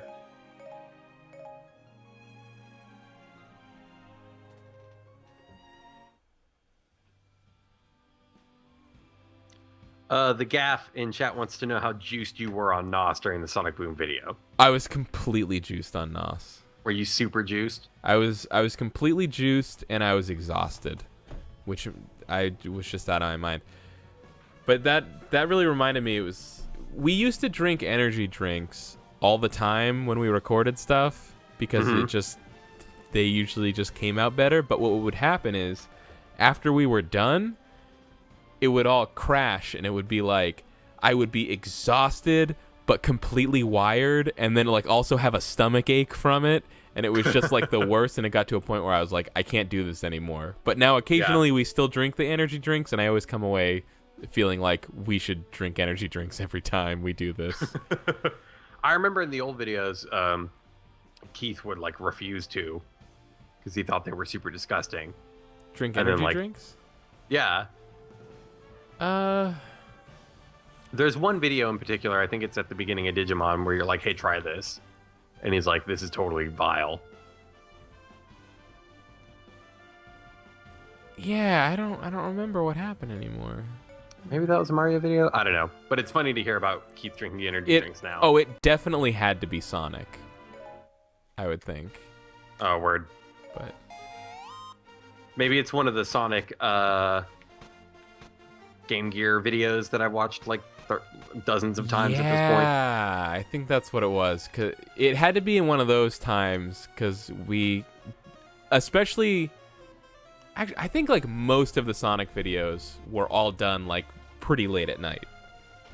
Right. It was it was really weird because now we mostly record I think like midday, but it used to be like all exclusively like we would start at 10 p.m. and like go until 2 a.m. or something insane like that. Mm-hmm. Swing shift. LP swing shift.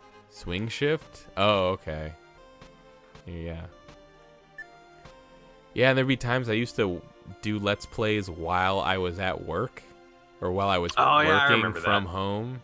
Mm-hmm. Yeah, that was weird stuff. Weird stuff. So how can you tell what the mission is before you go in? I think if I push A on it, it's a defeat 400 enemies in 10 minutes. Well, that sounds... You could do that in like a minute with those fucking gloves. Yeah, I could. You were hitting like 50 dudes at a time. Let's do it. It's even saying, yeah, you should use these. Yeah.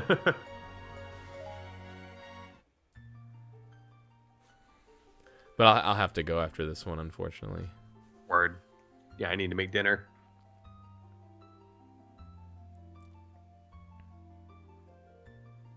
Wait, so did you ever find an explanation for why Link was left-handed? Not on Wikipedia. Yeah. Well, if Wikipedia doesn't know, no one does. Yeah, the information doesn't exist.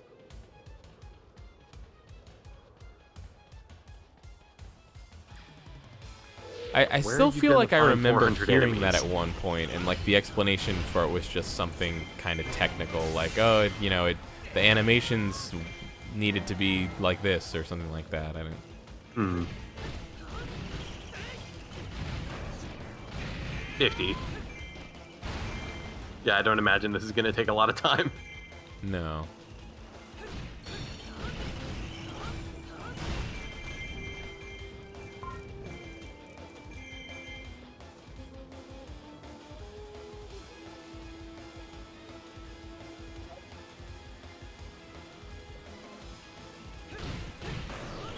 Or maybe it was just something dumb like Miyamoto is left-handed. He might be. But this dinosaur looks like a problem. Get out of here, King Dodongo. You're a big jerk ruining my fun time. Did you ever play any of the Darksiders games? Fuck yeah, I the did. Darksiders games? Yeah, I loved Darksiders 1. They're basically Zelda games, right? Oh, 100%. I mean, the first one completely. It was too bad. I really loved the first one, and I played like the first act of Darksiders 2, and I literally thought it was one of the greatest games I had ever played up to that point, and it fell off a cliff, and I didn't even end up finishing it. It was pretty depressing. I've got to, and I don't know, it just like didn't grab me at first. I thought it had some camera problems in like the interior spots, but like I also didn't stick with it very long. I never played the first one though. My friend Chris really loves the first one. The first one's really good, yeah.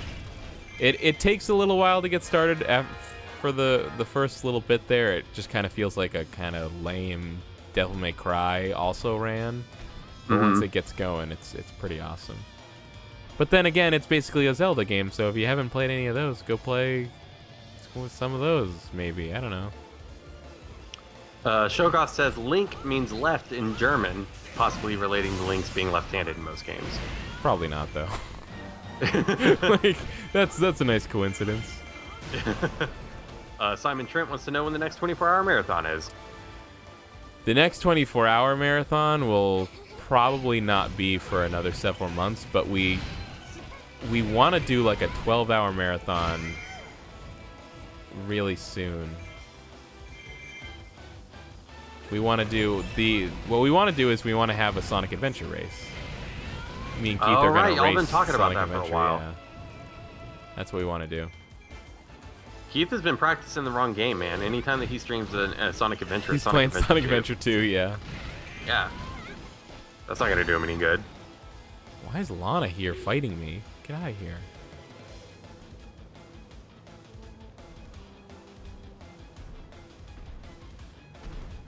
How many do I have? 3? You're at like 328.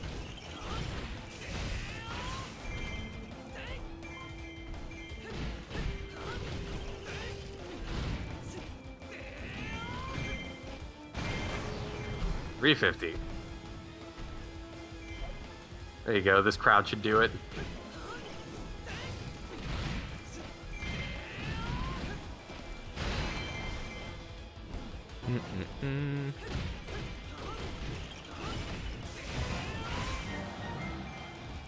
There you go.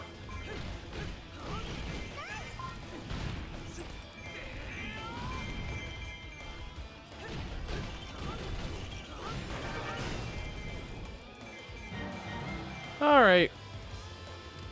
Do you have to beat the level still, or? No, I win now. Oh, cool. I'm a win now. Congratulations.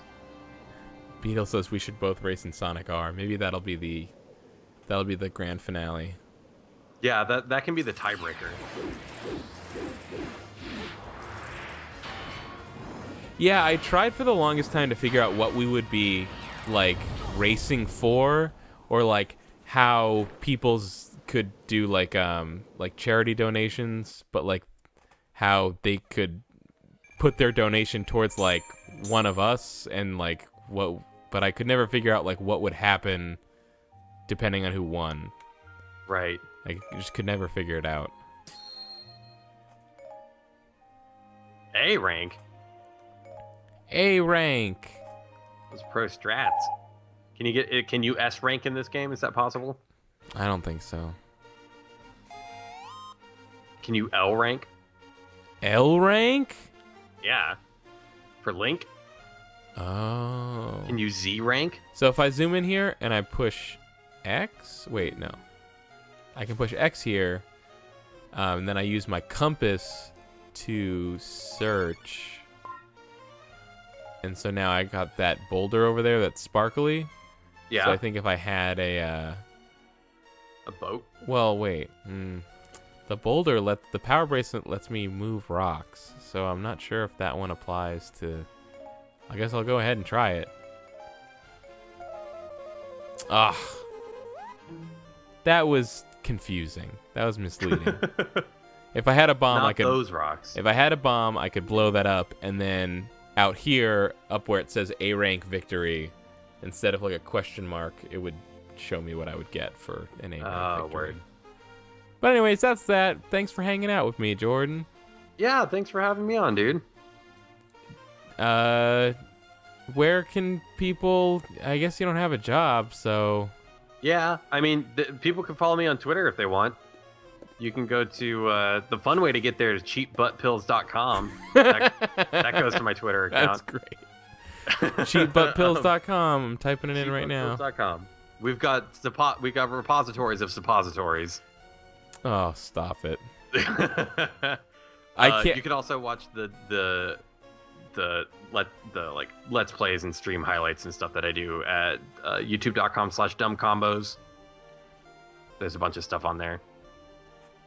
I mean, not run button amounts of stuff, but yeah, some no. stuff. Yeah, I remember that. And for anyone who doesn't know, we got the first episode of a Sonic Boom Let's Play out on YouTube. Go check it out. Go check out what's doing in Sonic Boom.